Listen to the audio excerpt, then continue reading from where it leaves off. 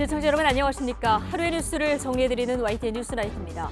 송영길 전 대표에 이어서 이정근 녹취록 속에 등장하는 윤관석, 이성만, 민주당 현역 의원 2명이 결국 탈당을 선언했습니다. 검찰 수사에 속도가 붙은 상황에서 돈 봉투 의혹 확산 차단에 급한 불은 끈 걸까요? 민주당 의원총회에서 모아진 쇄신 방안까지 다뤄보겠습니다. 국민의힘 긴급윤리위원회가 오늘 긴급 소집됐습니다. 태영호 최고위원의 공천 녹취 파문까지 병합해달라는 김기현 대표 요구 때문으로 보여지는데 정작 태영호 의원은 오늘 긴급 기자회견에서 사퇴 없는 정면 돌파를 선언했습니다. 이르면 5월 8일 열어질 징계 수위, 당원권 정지 1년이면 내년 총선 출마는 물 건너가는 건데 윤리위 결정이 주목되죠. 나이트 포커스에서 함께 짚어보고요. 수요일 뉴스나이트 오늘의 헤드라인부터 정리해드립니다.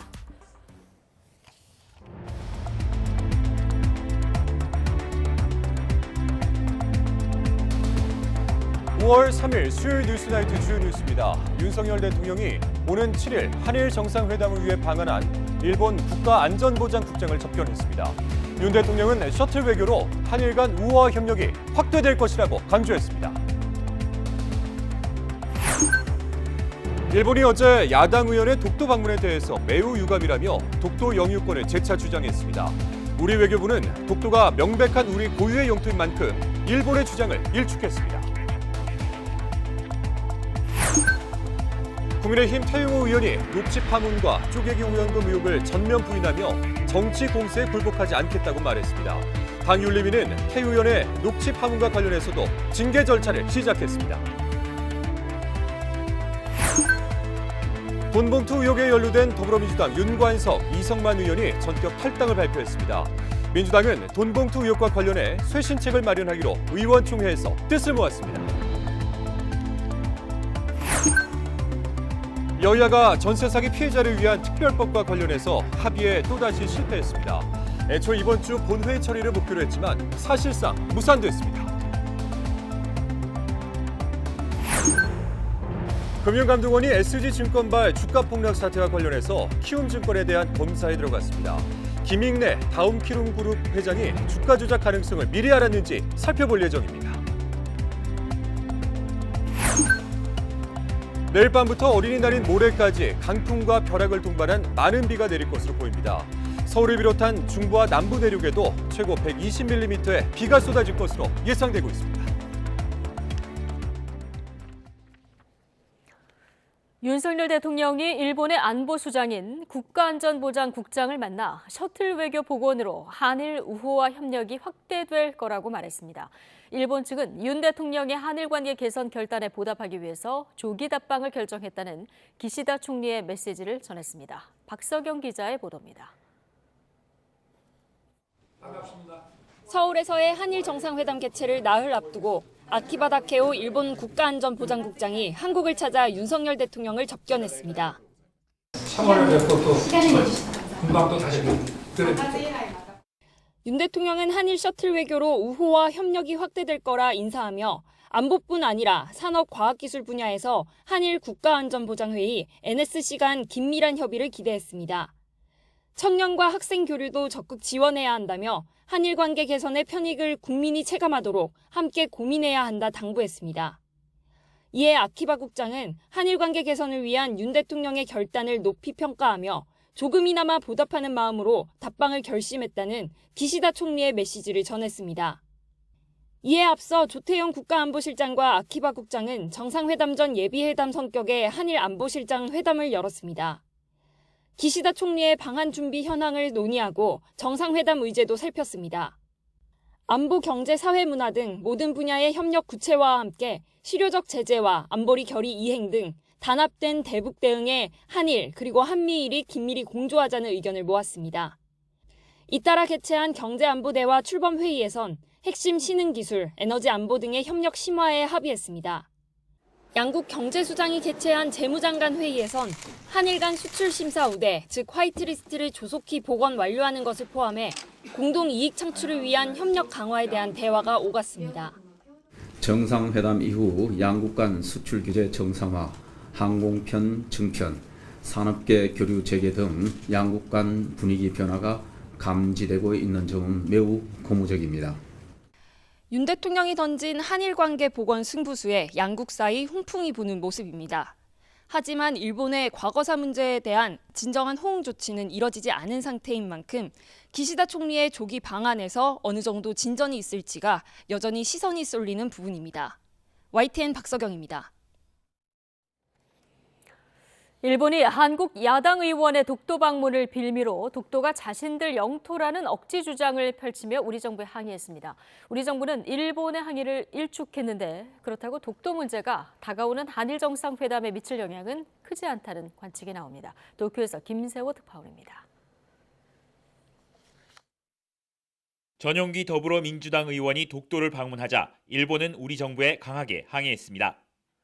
후나코시 다케히로 외무성 아시아 대양주 국장은 김용길 주일 한국 대사관 정무공사에게 독도는 역사적 국제법적으로 일본 땅이라고 주장했습니다. 이어 한국 국회의원의 독도 방문은 도저히 받아들일 수 없고 매우 유감이라며 재발 방지를 요구했습니다. 일본 자민당 간사장 역시 한일 관계가 진전을 보이는 상황에서 수용할 수 없다며 같은 입장을 밝혔습니다. さまざまな形で前進が見られる中でですね、我が国としては認められない、こういうですね、対応を取るということについては極めて遺憾だと。 우리 외교부는 독도는 명백한 우리 고유의 영토인 만큼 영토 주권에 대한 일본 측의 어떤 주장도 받아들일 수 없다고 일축했습니다. 한일 정상회담을 앞두고 일본의 독도 영유권 억지 주장이 부각되면서 외교가도 주목하는 상황. 하지만 이번 한일 정상회담은 대북 공조 방안과 경제 안보가 주요 의제가 될 전망이어서 독도가 의제로 다뤄질 가능성은 낮아 보입니다. 특히 일본의 역사 교과서 왜곡, 영유권 억지 주장은 매년 꾸준히 반복됐던 만큼 이번 한일 정상회담에 큰 영향을 주진 않을 전망입니다. 독도 문제는 한일 관계를 악화시켜왔던 부정적인 영향을 미쳐왔던 상수라고 할 수 있습니다. 또 기시다 총리의 한국 방문에 직접적인 영향을 미치지는 않겠습니다. 다만 지난 3월 한일 정상회담 직후 일본 정부 관계자와 정치인들이 우리 정부의 거듭된 부인에도 독도 영유권이 한일 정상회담에서 논의됐다며 언론 플레이를 한 바 있습니다. 이 때문에 이번 한일 정상회담 이후에도 같은 형태가 되풀이될 가능성이 있어 이에 대한 정부의 면밀한 대응이 필요해 보입니다. 도쿄에서 YTN 김세호입니다. 한일 정상이 발표한 워싱턴 선언에 대해서 미 국무부는 한미 동맹이 매우 강력해졌다고 평가했습니다. 미국 내 전문가들의 평가는 엇갈리는데 이 선언이 현 시점에서 적절한 타협이라는 의견과 함께 한국의 우려를 달래기 어렵고 전술 핵무기의 한국 배치가 더 효과적이라는 주장도 나오고 있습니다. 김태현 기자의 보도입니다. 미국의 핵자산을 한반도에 더 자주 배치하고 핵사용 전력을 한미가 공동 논의하기로 한 워싱턴 선언으로 한미 동맹이 더욱 강력해졌다고 미 국무부가 평가했습니다. 크리튼 브링크 국무부 차관보는 상원 청문회에서 워싱턴 선언의 본질은 북핵 대응이며 한미 동맹은 그 어느 때보다 강력하다고 강조했습니다. I would say as a result of that threat, our alliance with the Republic of Korea has never been stronger. Our alliance with Japan has never been stronger, and the trilateral work between Washington, Tokyo, and Seoul has never been more robust. 미국 내 전문가들의 평가는 다소 엇갈립니다. 존 볼턴 전 백악관 국가안보 보좌관은 한국의 우려를 불식시키기에는 미흡하다며 전술 핵무기의 한국 배치가 더 효과적이라고 주장했습니다. 볼턴 전 보좌관은 더힐 기고문에서 워싱턴 선언은 아쉽게도 필요한 수준에 훨씬 못 미쳤으며 중국과 북한의 위협에 대한 바이든의 대응은 한국의 우려를 달래는 데 거의 도움이 되지 않을 것이라고 주장했습니다. 워싱턴 선언은 지금 시점에서 한미 간의 적절한 타협이고 올바른 방향이지만 한국의 자체 핵무장 여론을 약화시키지 못할 것이라는 관측도 나왔습니다. Washington Declaration obviously is a still step in the right direction, although it is unlikely to dampen overall Korean support for pushing or developing their own nuclear capability.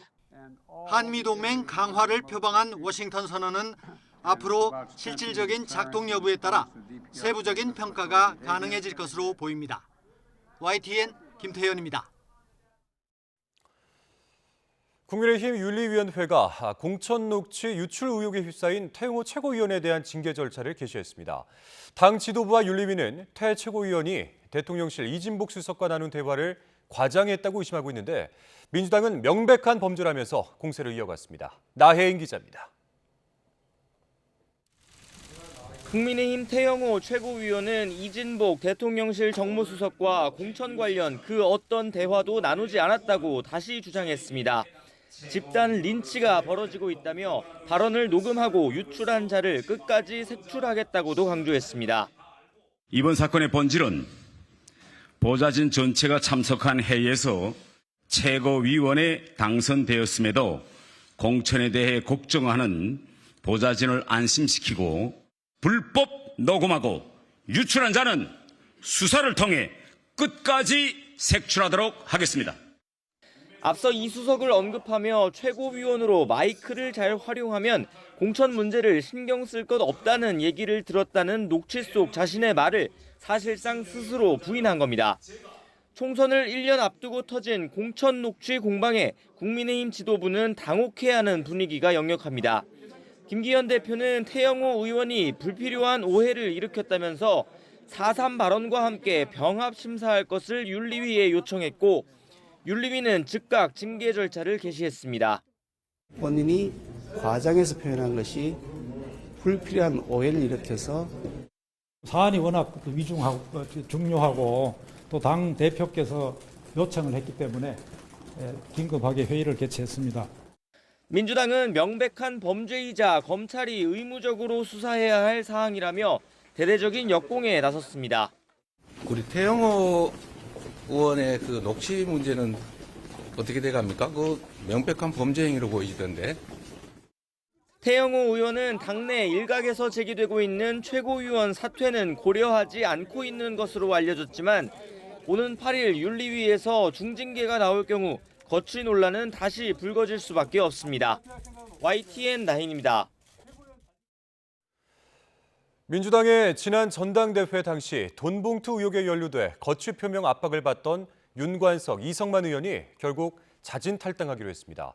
국민의힘은 전형적인 이재명 대표식 내로남불을 보여준다며 맹비난했습니다. 이준엽 기자의 보도입니다. 돈봉투 의혹의 핵심 인물로 꼽혀온 민주당 윤관석, 이성만 의원은 이른바 쇄신 의원총회를 불과 4시간여 남기고 자진 탈당을 선언했습니다. 의총 뒤 탈당 권고 등 거취 압박이 더 거세지기 전에 스스로 당적을 내려놓은 겁니다. 저는 오늘부로 선당후사의 마음으로 민주당을 탈당하기로 결단을 내렸습니다. 윤관석 의원과 함께 탈당을 하고 법적 투쟁으로서 진실을 밝혀나가는데 최선을 다하도록 하겠습니다. 앞서 두 의원은 비공개 최고위에도 참석해 이재명 대표 당 지도부에 자진 탈당 의사를 전했습니다. 이 대표는 선당 후사 정신으로 정치적 결단을 내린 것이라며 두 의원에 힘을 실었습니다. 본인들이 당을 위해서 결단하신 거니까 그렇게 판단해 주시기 바랍니다. 민주당은 이어진 의원총회에서 돈봉투 의혹에서 시작된 당 쇄신안을 집중 논의했습니다. 특히 연루 의원이 10명에서 많게는 20여 명에 이른다는 주장도 나왔던 만큼 추가 조치가 나올지 관심입니다. 지적과 비판을 겸허하게 받아들이면서 최선을 다해서 앞으로 더불어민주당이 쇄신하고 변하겠다는 각오의 말씀을 드리겠습니다. 국민의힘은 전형적인 꼬리 자르기라고 비판했습니다. 특히 사법 리스크가 아직 해소되지 않은 이재명 대표의 염치 없는 내로남불이 경악할 수준이라고 맹공을 퍼부었습니다. 반성과 사죄는커녕 대래 목소리를 높이며 국민 앞에 모렴치로 일관하는 민주당의 전현직 당대표의 대자비 같은 장면은 민주당 입장에서는 송영길 전 대표에 이어 윤관석, 이성만 의원까지 자진 탈당을 하면서 발등에 불은 끌 수 있게 됐습니다. 다만 검찰 수사가 진행되면서 당내에 미칠 파장에 대해서는 우려 속에 주시하는 모습입니다. YTN 이준엽입니다. 더불어민주당 전당대회 돈봉투 의혹을 수사하고 있는 검찰이 송영길 전 대표를 되돌려 보낸 지 하루 만에 최측근인 전직 보좌관을 불러 조사했습니다. 검찰이 중간 전달책으로 지목한 핵심 인물인데 돈 봉투를 본 적도 없다며 혐의를 부인했습니다. 송재인 기자의 보도입니다. 지금은 윗선을 수사할 단계가 아니라며 자진 출석한 송영길 전 대표를 돌려보냈던 검찰. 전화 안 받습니까? 예, 지금 전화 안 받습니다. 하루 만에 송 전 대표의 최측근이자 재작년 전당대회 준비 당시 보좌관을 지냈던 박모 씨를 피의자 신분으로 불러 조사했습니다. 검찰이 돈봉투 살포 의혹의 핵심으로 꼽는 인물입니다. 검찰은 현역 의원과 지역 상황실장 등에게 줄여 강래구 한국감사협회장이 마련한 돈 모두 7천만 원을 봉투에 나눠 담아 이정근 전 사무부총장에게 전달하는 역할을 박 씨가 한 것으로 의심하고 있습니다. 이 전 부총장이 박 씨에게 텔레그램을 통해 금품 전달을 마쳤다고 알리는 듯한 메시지를 보낸 정황도 확인했습니다. 박 씨는 돈 봉투를 본 적도 없다며 모든 혐의를 부인했지만 봉투를 만드신 적도 없다는. 예, 당연히 그렇습니다. 송영길 대표한테 뭐 보고를 했다거나 없습니다. 이런 부분 검찰은 이미 사실관계가 어느 정도 확정됐다고 보고 박 씨를 상대로 송 전 대표가 의혹을 알고 있었는지 추궁한 것으로 알려졌습니다. 또 송 전 대표 공모 여부를 밝히기 위해 당시 송 전 대표를 가까운 거리에서 수행했던 현직 인천시 의원도 불러 조사했습니다. 지난달 29일 송 전 대표와 함께 검찰 압수수색 대상에 포함됐던 인물입니다. 송영길 대표랑 마지막으로 연락한 게 언제시죠? 검찰 수사는 돈봉투 공여자를 넘어 수수자 조사 단계에도 이미 접어들었습니다. 송 전 대표 캠프에서 전남 지역 본부장으로 활동했던 서모 씨를 돈봉투를 전달받은 인물 가운데 한 명으로 특정해 참고인으로 불렀습니다. 검찰이 송 전 대표 주변 인물을 줄줄이 소환하면서 수사에 속도를 내는 배경에는 증거인멸 우려 때문이란 해석도 있습니다. 송 전 대표 후원 조직 평화와 먹고 사는 문제 연구소 사무실의 컴퓨터 하드디스크가 최근 교체된 정황이 알려진 데 더해 송 전 대표가 제출한 휴대전화는 초기화된 상태인 것으로 파악됐습니다. 이에 검찰은 송 전 대표가 진정성 있게 수사에 협조하지 않고 있다고 의심하고 있지만 송 전 대표 측은 피의자의 당연한 방어권 행사라고 맞섰습니다. YTN 송재인입니다.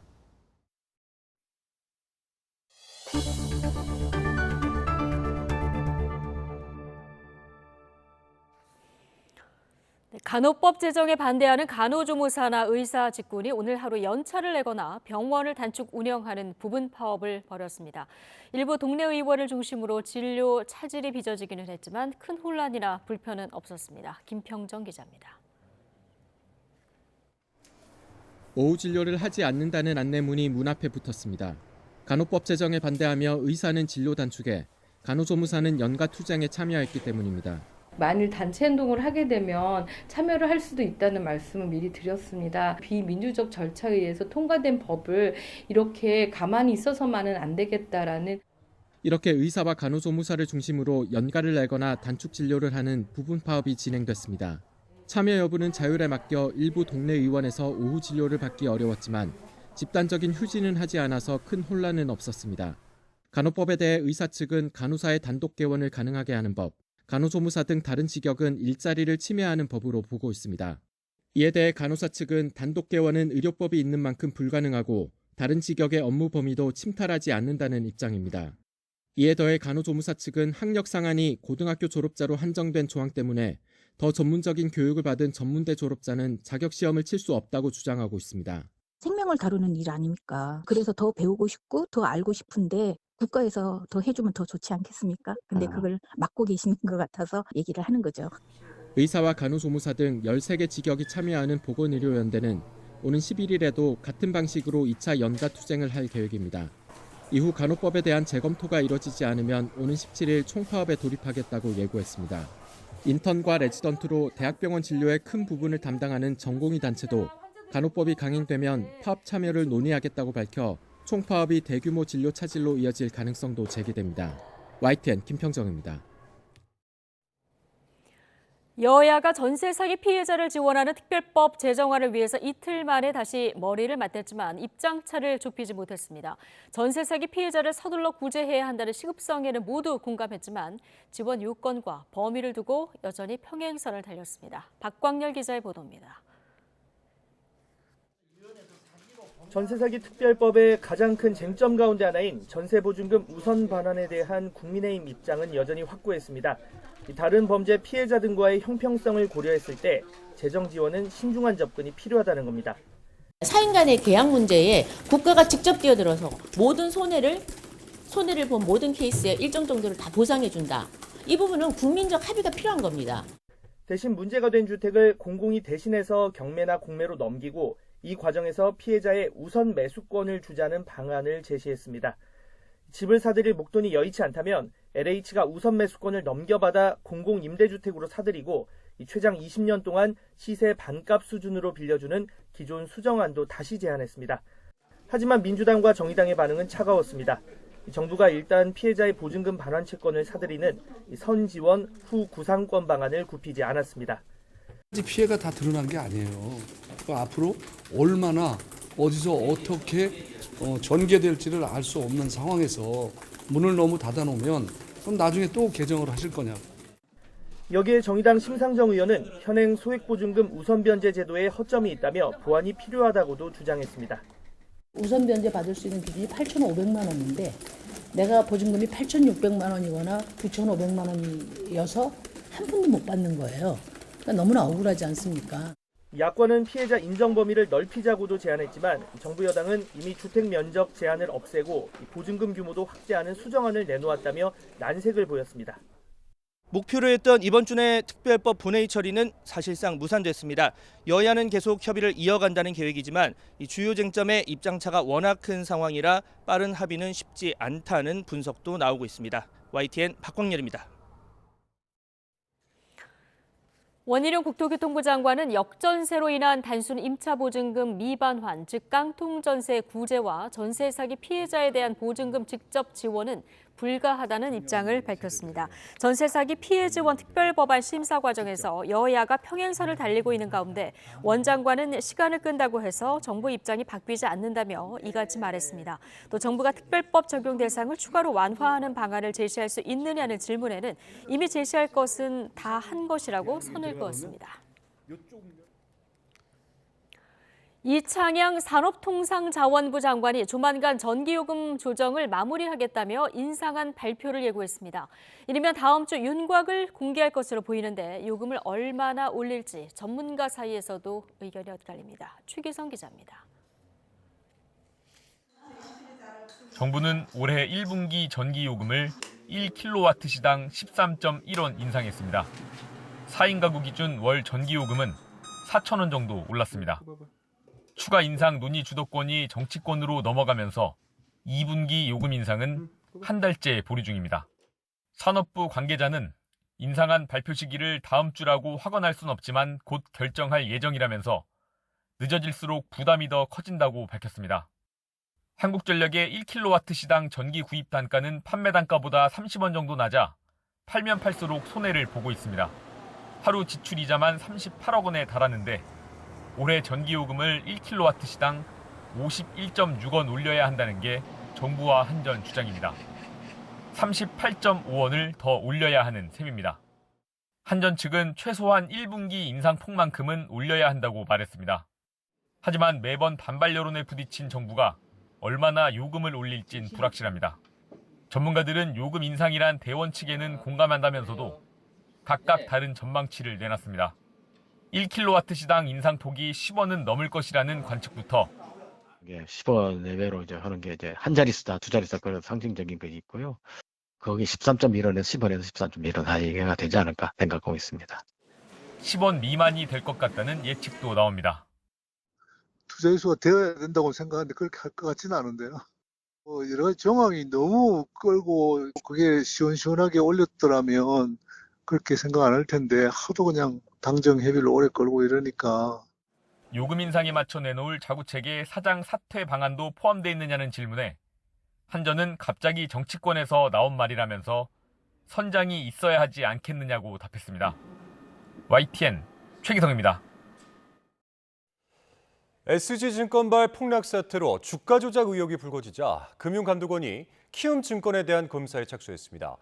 이번 사태 진원지로 거론되는 차액 결제 거래, 즉 CFD를 들여다보겠다는 건데 나머지 주요 증권사들에 대해서도 조만간에 검사에 들어갈 예정입니다. 엄윤주 기자의 보도입니다. 금융당국이 국회에 보고한 지 하루 만에 금융감독원이 키움증권에 대한 검사에 착수했습니다. 핵심은 CFD와 관련된 개인 전문 투자자 규정을 충실히 지켰는지, 그리고 고객 주문 정보 이용에 문제는 없었는지 등입니다. 여기에 내부 임직원들이 내부 정보를 이용한 행위가 있었는지, 반대 매매 과정에서 투자자들에게 증거금 부족을 사전 공지했는지도 들여다볼 예정입니다. 이 과정에서 금감원은 주가 조작 연루 의혹을 받고 있는 김익래 다우키움그룹 회장도 살펴볼 계획입니다. 앞서 김 회장은 폭락 사태 이틀 전 보유 주식을 처분했는데 이를 두고 관련 내용을 미리 알고 있던 게 아니냐는 의혹을 받고 있습니다. 저희가 아무리 말로만 아니라고 해도 별로 이렇게 먹히지가 않잖아요. 차라리 진행이 돼서 빨리 저희가 관련이 없이 진행됐다는 게 나오면 좋을 것 같기는 한데, 이와 함께 금융당국은 이번 무더기 주가 폭락 사태의 배경 가운데 하나로 지목된 CFD 제도 개선에도 나섰습니다. CFD가 일부 작전 세력 등에 의해 악용될 소지가 있고 통정 매매를 통한 시세 상승 등 불공정 거래에 취약한 측면이 있다고 판단했기 때문입니다. 특히 지난 2019년 정부가 CFD 개인 전문 투자자 지정 요건을 완화하면서 투자자가 급증한 만큼 요건을 강화하는 방안도 검토할 것으로 보입니다. 금융당국 관계자는 이와 관련해 어떤 개선책을 마련할지 실무적으로 아이디어를 모으는 단계라고 설명했습니다. 금융당국이 부랴부랴 증권사들에 대한 현장 검사와 CFD 제도 개선 등 수습에 나섰지만 사후약 방문이라는 지적을 피하긴 쉽지 않아 보입니다. YTN 엄윤주입니다. 네, 주가 폭락 사태의 핵심 인물이자 피해자로 입건된 라더견 대표는 투자기업 상속 과정에서 경영권 개입을 노렸다며 시세 조정 혐의를 부인하고 있습니다. 서로 피해를 주장하는 진실 공방 속에 이원석 검찰총장은 수혜를 본 이들을 철저히 색출하라고 지시했습니다. 박정현 기자입니다. 라더견 투자자문업체 대표는 불법 1인 매매 등 일부 잘못은 인정하면서도 주가 조작에 대해선 한사코 부인하고 있습니다. 검찰에 입건된 혐의인 매수 매도가를 정해놓고 사고 파는 통정 매매나 시세 조종은 없었다는 겁니다. 오히려 라 대표는 YTN과의 통화에서 주식을 장기간 가지고 있을 계획이었다고 주장했습니다. 보유한 지분을 바탕으로 기업 경영권에 개입하는 걸 노렸다는 겁니다. 만약에 얘네가 승계 과정이 생긴다라면은 나는 그런 캐스팅보트 역할을 할 수 있고, 그러면 건물 하나 팔아가지고 배당 좀 해줘. 그럼 내가 너한테 경영권을 줄게. 이런 걸 할 수가 있고. 하지만 전문가들은 라 대표의 주장이 앞뒤가 맞지 않는다고 지적했습니다. 라 대표가 투자한 기업들의 상속 문제가 표면화된 상황도 아닌데 경영권 분쟁까지 고려해서 투자했다는 건 말이 되지 않는다는 겁니다. 그러면서 라 대표의 투자 방식과도 들어맞지 않는다고 꼬집었습니다. CFD, 즉 차익 결제 거래는 일종의 신용 거래로 이자 부담이 크기 때문에 장기 투자로 적합하지 않다는 겁니다. 당초 주식 매입 의도와 또는 취지가 무엇이든지 간에 관계없이 주식 거래 과정에서 통정 매매가 있었다면 주가 조작에 해당됨이 분명하다고 봐야 될 것입니다. 실제로 라 대표는 주변에 나중에 어떻게 팔지가 제일 고민이라고 말해온 것으로 알려졌습니다. 검찰과 금융위 합동수사팀은 한국거래소에서 주가 조작이 의심되는 9개 종목 체결 내역을 넘겨받아 정밀 분석하고 있습니다. 이원석 검찰총장은 현재 수사 상황을 보고받은 자리에서 주가 조작 세력과 수혜를 본 이들을 색출하고 엄중히 처벌하라고 지시했습니다. 이에 따라 합동수사팀은 라 대표 등 조만간 핵심 피의자들 소환 조사에 나서면서 수사 속도를 높일 것으로 보입니다. 서로 피해를 주장하며 소송전이 이어지는 가운데 주가 폭락 사태의 배후와 최종 수혜 세력이 어떻게 드러날지 관심이 몰립니다. YTN 박정현입니다. 다음 소식입니다. 조직적인 중고거래 사기 범죄가 또다시 발생했습니다. 이 수법이 더 치밀해졌는데요. 피해는 근로자의 날까지 이어지는 지난 연휴에 집중됐는데 YTN이 확인한 피해자만 수십 명입니다. 홍성우 기자가 단독 취재했습니다.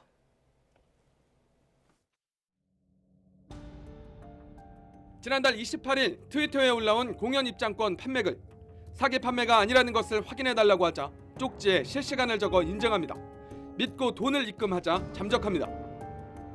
인증이 일단 실시간으로 바로 이루어져가지고 그거를 그냥 바로 믿어버렸던 것 같아요. 네이버 카페와 당근마켓, 번개장터 등 중고거래 플랫폼에 올라온 다른 판매글도 마찬가지입니다. 전자 드럼부터 텐트, 오토바이, 스마트워치까지 모두 사기 판매글이었습니다.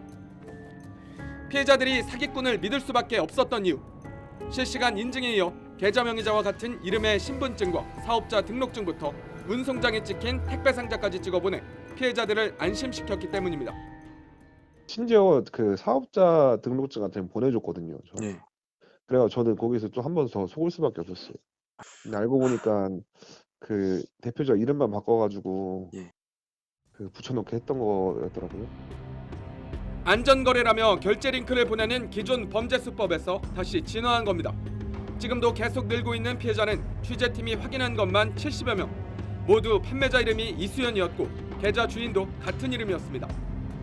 수십 건 사기는 근로자의 날까지 이어지는 지난 연휴에 이뤄졌습니다. 이번 중고거래 사기 역시 조직적 범죄의 가능성이 큰 이유입니다. 추가 피해를 막기 위해 사기 범죄 조직의 목소리를 공개합니다. 130만 원 입금해 주시고 네.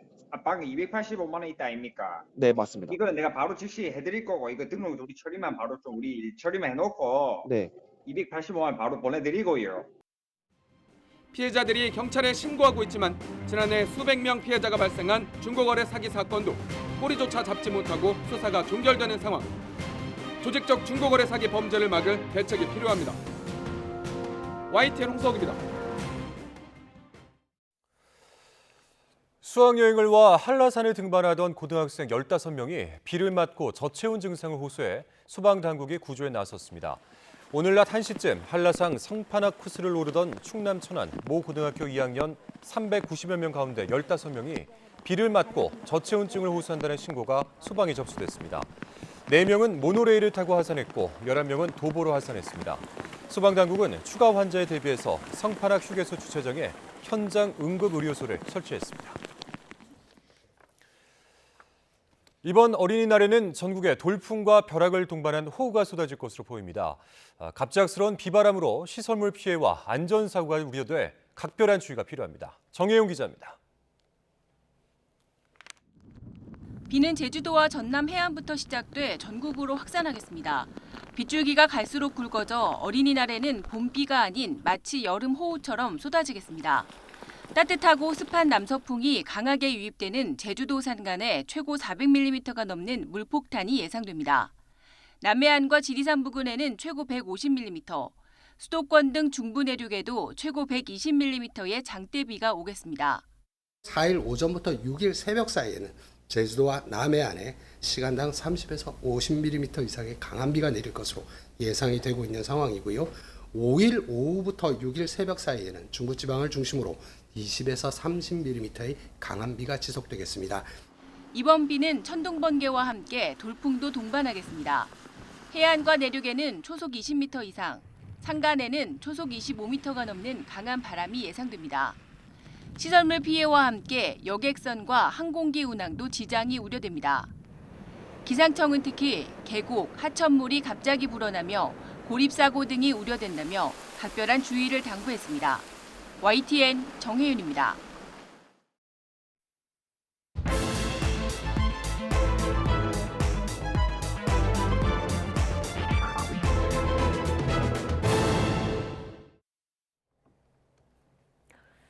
정치권 관심 뉴스들 진단해보는 나이트 포커스. 오늘은 김재섭 국민의힘 도봉갑 당협위원장 그리고 서용주 더불어민주당 상근 부대변인 두 분과 함께하겠습니다. 어서 오십시오. 네.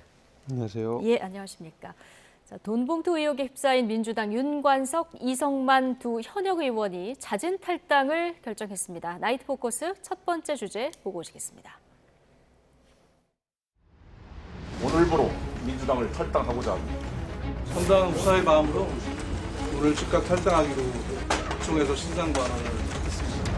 앞으로 당을 떠나서 법적으로 투쟁하는 데 최선을 본인들이 결단하신 겁니다.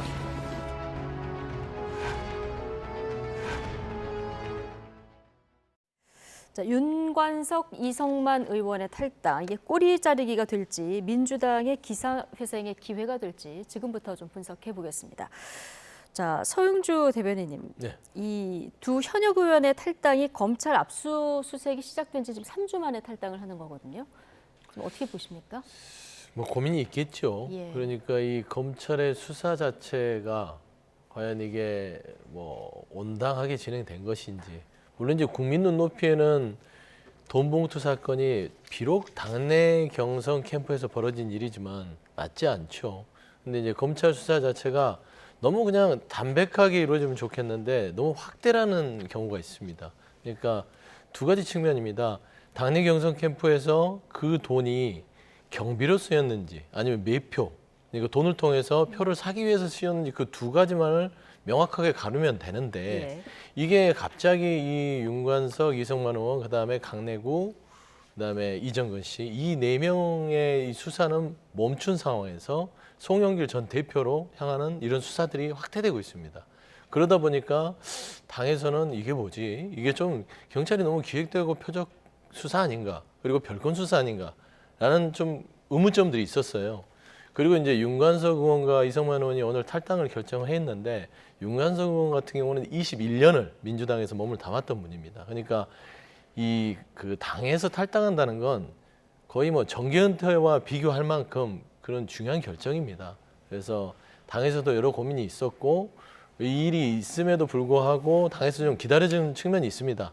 두 의원에게 결정을 좀 선택을 해달라라고 했었는데 좀 고심한 끝에 당에는 더 이상 누를 끼치면 안 되겠다 생각을 하고 오늘 결정을 했기 때문에 그 기간은 다소 좀 길었다는 아쉬움은 있을 수 있지만 그래도 궁극적으로 검찰의 수사가 조금은 좀 담백하게 이루어지지 않은 상황에서 그래도 의원들은 본인이 이 당을 떠나는 큰 결정을 했기 때문에 저는 이 자체가 민주당이 돈봉투 사건에 대해서 아주 객관적으로 수사를 받고 그다음에 국민들의 눈높이에 맞게끔 뭔가 하겠다는 의지를 보여주는 하나의 단초가 될 것이다. 좀 그렇게 보고 있습니다.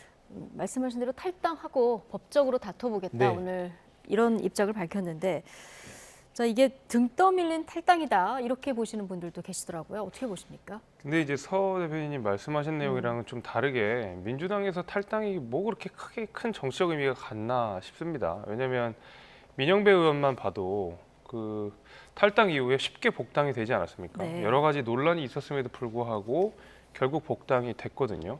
송영길 대표도 그 탈당에 단서를 달았어요. 뭐 약간 임시 탈당인 것처럼 단서를 달았기 때문에 민주당 내 복당, 탈당이라는 게 너무 우습고 가벼워져 버렸습니다. 그래서 저는 이 두 의원의 탈당이 과연 어떠한 정치적 큰 의미를 담는가, 이제 거기에 대한 의심이 일단 첫 번째로는 있는 것이고요. 그러니까 복당을 염두에 둔 어떤 조건부 탈당이다 이렇게 보시는 건가요? 물론이죠. 저는 그렇게 보고 있고요.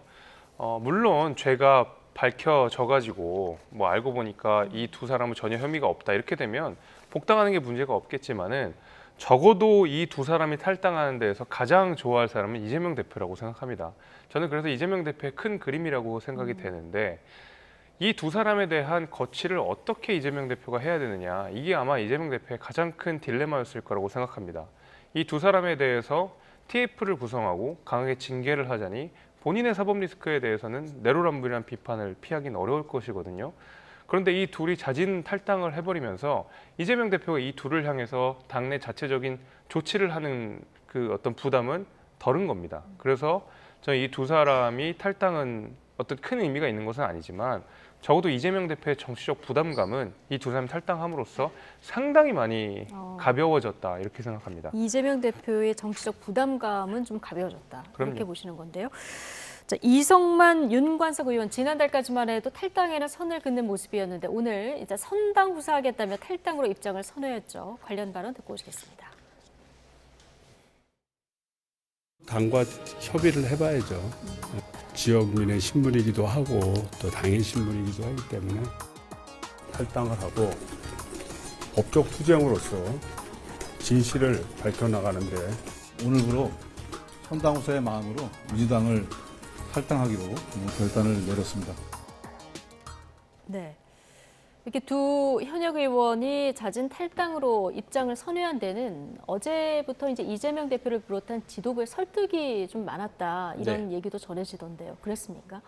일단 뭐 설득이라기보다는 여러 가지 좀 대화를 나눴던 걸로 알고 있습니다. 그러니까 대화를 나눴고 두 의원들은 이제 지역민들과 오랫동안 이제 소통을 해왔잖아요. 근데 그 지역구를 기반으로 한 정치인들이 그냥 어떤 본인을 지지해줬던 지역민들과 얘기할 수 있는 시간은 좀 달라. 그런 어떤 욕을 했던 것 같아요. 그러니까 뭐 탈당의 시간들을 뭐 길게 끌어서 버티려고 했던 건 아니고 본인들도 이제 좀 당에 부담을 주지 않으면서도 본인은 또 지역민들에 대한 어떤 최소한의 예우는 해야 돼요. 그런 측면에서 좀 시간이 걸렸던 것 같고 아까 김재섭 위원장께서 얘기를 하셨는데 저는 조금 다른 부분이에요. 민영배 의원을 예를 들으셨는데 송영길 전 대표도 마찬가지예요. 불출마하실 분이에요. 그분은. 지금 중요한 건 지금 탈당한다는 건 왜 정기은퇴라고 얘기하냐면 내년에 선거가 있습니다. 정치인이 어떤 본인이 적을 둔 당을 떠나서 탈당을 하면 무소속이잖아요. 그렇죠? 그다음에 당헌당 유상 지금 탈당을 하면 1년 뒤에나 복당을 할 수 있습니다. 그러면 내년 선거에는 민주당의 이름을 달고 나서 출마를 못하는 상황이에요. 그러면 그런 측면에서 정치인으로서는 큰 결정이죠. 왜 장이 섰는데 거기에서 민주당의 이름으로 못 나간다라는 측면은 좀 나름대로 의미 부여를 좀 해주셨으면 좋겠고요. 일단 가장 중요한 것은 민주당이 추구하는 바는 지금 동봉투 사건에 대해서는 국민들 눈높이에 안 맞는다. 이걸 부인한다는 게 아닙니다. 이 부분을 철저하게 뭔가 객관적으로 민주당을 떠나서 이 탈당에서 무소속 그냥 개인의 신분으로 밝히고 정말 본인들이 돌아가겠다는 그런 의사를 밝히는 것뿐이지 이게 무슨 꼼수 탈당이다. 다시 뭐 복당을 위한 그냥 어떤 형식적인 것이다 라고 비판하는 것은 같이 정치하는 입장에서는 좀 야박한 평가다라고 좀 말씀드리고 싶습니다. 이재명 대표 아쉽고 안타깝다 이런 입장을 오늘 전하기도 했는데 앞서 이재명 대표의 좀 정치적 부담을 던 결정이다. 두 의원의 결정이 이런 분석을 해주셨는데 여기에 대해서는 어떻게 생각하십니까? 그러니까 뭐 그런 시각들도 있더라고요. 그러니까 이재명 대표가 지금 뭐 사법적인 부분들에 있어서의 부담을 가지고 있으니 뭐 의원들에게 뭐 탈당을 권유하는 것들이 본인에게는 큰 부담이지 않느냐라고 했는데 제가 알기로는 이재명 대표가요 인간적으로 고민을 많이 했던 것 같습니다. 제가 앞서 말했잖아요. 지금 정치인에게는 가장 큰 총선이 1년도 채 남지 않았습니다. 그런 의미에서 이 총선이 얼마 남지 않은 상황에서 가혹하게 출당을 시키거나 뭐 어떤 그런 징계를 했을 때 이들의 정치적인 생명줄을 끊는 겁니다. 그렇기 때문에 최대한 설득하고 소통해 가면서 시간을 고민했던 것이지 이게 정치적으로 이재명 대표가 솔직히 말씀드리면 그냥 원칙대로 하는 게 가장 쉽습니다. 징계위에 올려서 출당이냐 어떤 징계를 내려서 내보내면 되죠. 그러면 대표로서 무슨 부담이 있습니까? 설령 뭐 이재명 대표는 왜 뭐 책임 안 집니까 하더라도 그거는 그거고요. 당헌당규 따라서 하면은 그 이상 그 이하도 아니다. 저는 그런 말씀 드리고 싶습니다. 예. 자, 이재명 대표 오늘 기자들 질문에 국민의힘에서 이분을 끌고 왔는데요. 이 얘기 잠깐 듣고 오시죠. 본인들이 결단하신 겁니다. 당을 위해서 결단하신 거니까 그렇게 판단해 주시기 바랍니다. 태영호 의원의 그 녹취 문제는 어떻게 돼갑니까? 그 명백한 범죄 행위로 보이던데. 네. 자, 최근 이재명 대표 답변 방식이 좀 눈길을 끌고 있습니다. 기자들이 지금 탈당 관련 질문을 던졌는데요. 태영호 녹취록은요, 이렇게 답변을 했어요. 지난번에도 김연아, 박순자 전 의원에 대해서 이렇게 이제 답변을 한 그런 부분이 있는데 이게 좀 동문서답식 답변이다 이런 얘기가 나오는데 이런 답변을 계속 이어가는 이유는 어떻게 보십니까? 일단 그 이재명 대표가 신경 쓰실 문제가 아닙니다. 그러니까 본인 그 민주당 내 문제부터 신경을 쓰셔야 되는데 자꾸 이제 화제를 돌리고 거봐라 국민의힘도 이상한 사건 많다. 저기도 후진 거 많다. 이 얘기를 굳이 하시고 싶은 것 같거든요. 그렇다고 해서 민주당 내 벌어지고 있는 돈봉투 혐의가 사라지거나 거기에 대한 이재명 대표의 정치적 책임감이 없어지는 건 아닙니다. 그래서 뭐 화제를 돌리시고 그 또 민주당에 대한 어떤 언론의 집중들을 우회하려는 의도는 제가 잘 알겠습니다만은 이재명 대표가 신경 쓰실 문제는 아닌 것 같다. 그거는 국민의힘에서 자체적으로 잘 알아서 해결해야 될 문제인 것 같고요. 국민의힘이 또 짊어지고 가야 될 문제인 거라고 생각합니다. 그래서 이재명 대표는 기자들의 질문에 그 질문에 맞는 대답을 하시는 게 옳지 않을까라는 생각이 들고 굉장히 냉정하게 말씀하시는 것 같아요. 그 탈당하신 두 분에 대해서 결단이라는 표현을 쓰시면서 어떤 당에 대한 부담을 안 주기 위한 결단이라는 식으로 조금 냉정하게 말씀을 좀 하셨는데 그 탈당한 두 분은 굉장히 그 매정하다는 생각을 할 것 같습니다. 이재명 대표는 분명히 똑같이 혐의를 받고 있는 상황에서 누군 당대표라는 이유로 어쨌든 뭐 체포동의안도 부결되고 당대표직을 유지하고 있는 상황이고 나머지 두 분은 당에 부담이 된다는 이유로 사실상 탈당 권유, 탈당 종용처럼 돼서 약간 쫓겨나듯이 가게 된 것도 사실이거든요. 그래서 말씀하신 내용들 가운데서는 굉장히 그 매정함 같은 것들이 많이 느껴진다. 저는 이렇게 봤습니다. 네. 자, 당 대표의 또 답변에 무게감이라는 게 있지 않습니까? 그렇다 보니까 당내 일각에서도 이런 답변에 대해서는 비판의 목소리도 나오던데요. 뭐 그런 비판의 목소리 있을 수 있죠. 근데 네. 뭐 언제나 뭐 꼭 당대표라 해서 무게를 그냥 꽉 잡고 할 수는 없는 거 아니겠어요? 그러니까 그때그때 다르게 뭐 임기응변식으로 할 수 있는 건데 최근에 보면은 검찰의 수사 자체에 대한 좀 불만을 얘기하시는 것 같아요. 예. 그러니까 검찰이 수사하는 걸 뭐라고 하는 게 아니라 검찰 자체가 그러니까 김연아 뭐 전 의원이나 박순자 전 의원이나 이런 돈봉투 사건에 관련된 부분에 있어서 수사하는 것들이 왜 이런 건 언론 플레이 안 하지? 이 얘기가 행간에 있는 거예요. 최근에 태영호 의원에 대한 이 녹취 파문, 공천 개입 파문 이런 부분들은 따지고 보면 공천 개입은 이게 사실이라면 확인을 하려면 검경 수사가 들어가야 되는 부분이거든요. 근데 왜 검찰은 이걸 지켜보고 있지? 라는 이런 저는 불만이지 않냐. 단순히 어떤 뭐 답을 회피하는 거. 뭐 그다음에 국민의힘도 그러니까 우리도 괜찮아. 예. 이렇게 볼 게 아니라 검찰은 민주당의 돈봉투 사건은 연일 말하자면 언론 플레이를 통해서 흘려서 계속 이슈를 만드는데 국민의힘의 이런 돈봉투 아니면 공천 개입 아주 중차대한 문제들은 검찰이 수사를 하거나 아니면 이런 부분들에 대해서는 항구라는 것들이 이 공천 개입 관련해서 고소 고발된 건이 있습니까? 이게 아직은 얼마 안 없지 돼서. 아직은 없지만 제가 말씀드리면 그런 류의 어떤 불만들이다. 그러니까 형평이 안 맞는 수사가 이루어지고 있다라는 게 저는 행간에 있지 않냐. 그래서 이렇게 좀 보면은 무게감이 없어 보인다라고 할 수 있지만 그 행간을 떼고 나서 계속 툭툭 던지시는 것 같아요. 저는 그렇게 보고 있습니다. 예. 오늘 뭐 송영길 전 대표에 이어서 그 녹취록에 등장하는 두 의원까지 탈당을 했잖아요. 국민의힘에서 굉장히 비판이 많이 나오던데 탈당하라고 했는데 또 비판을 하는 건 어떻게 봐야 될까요?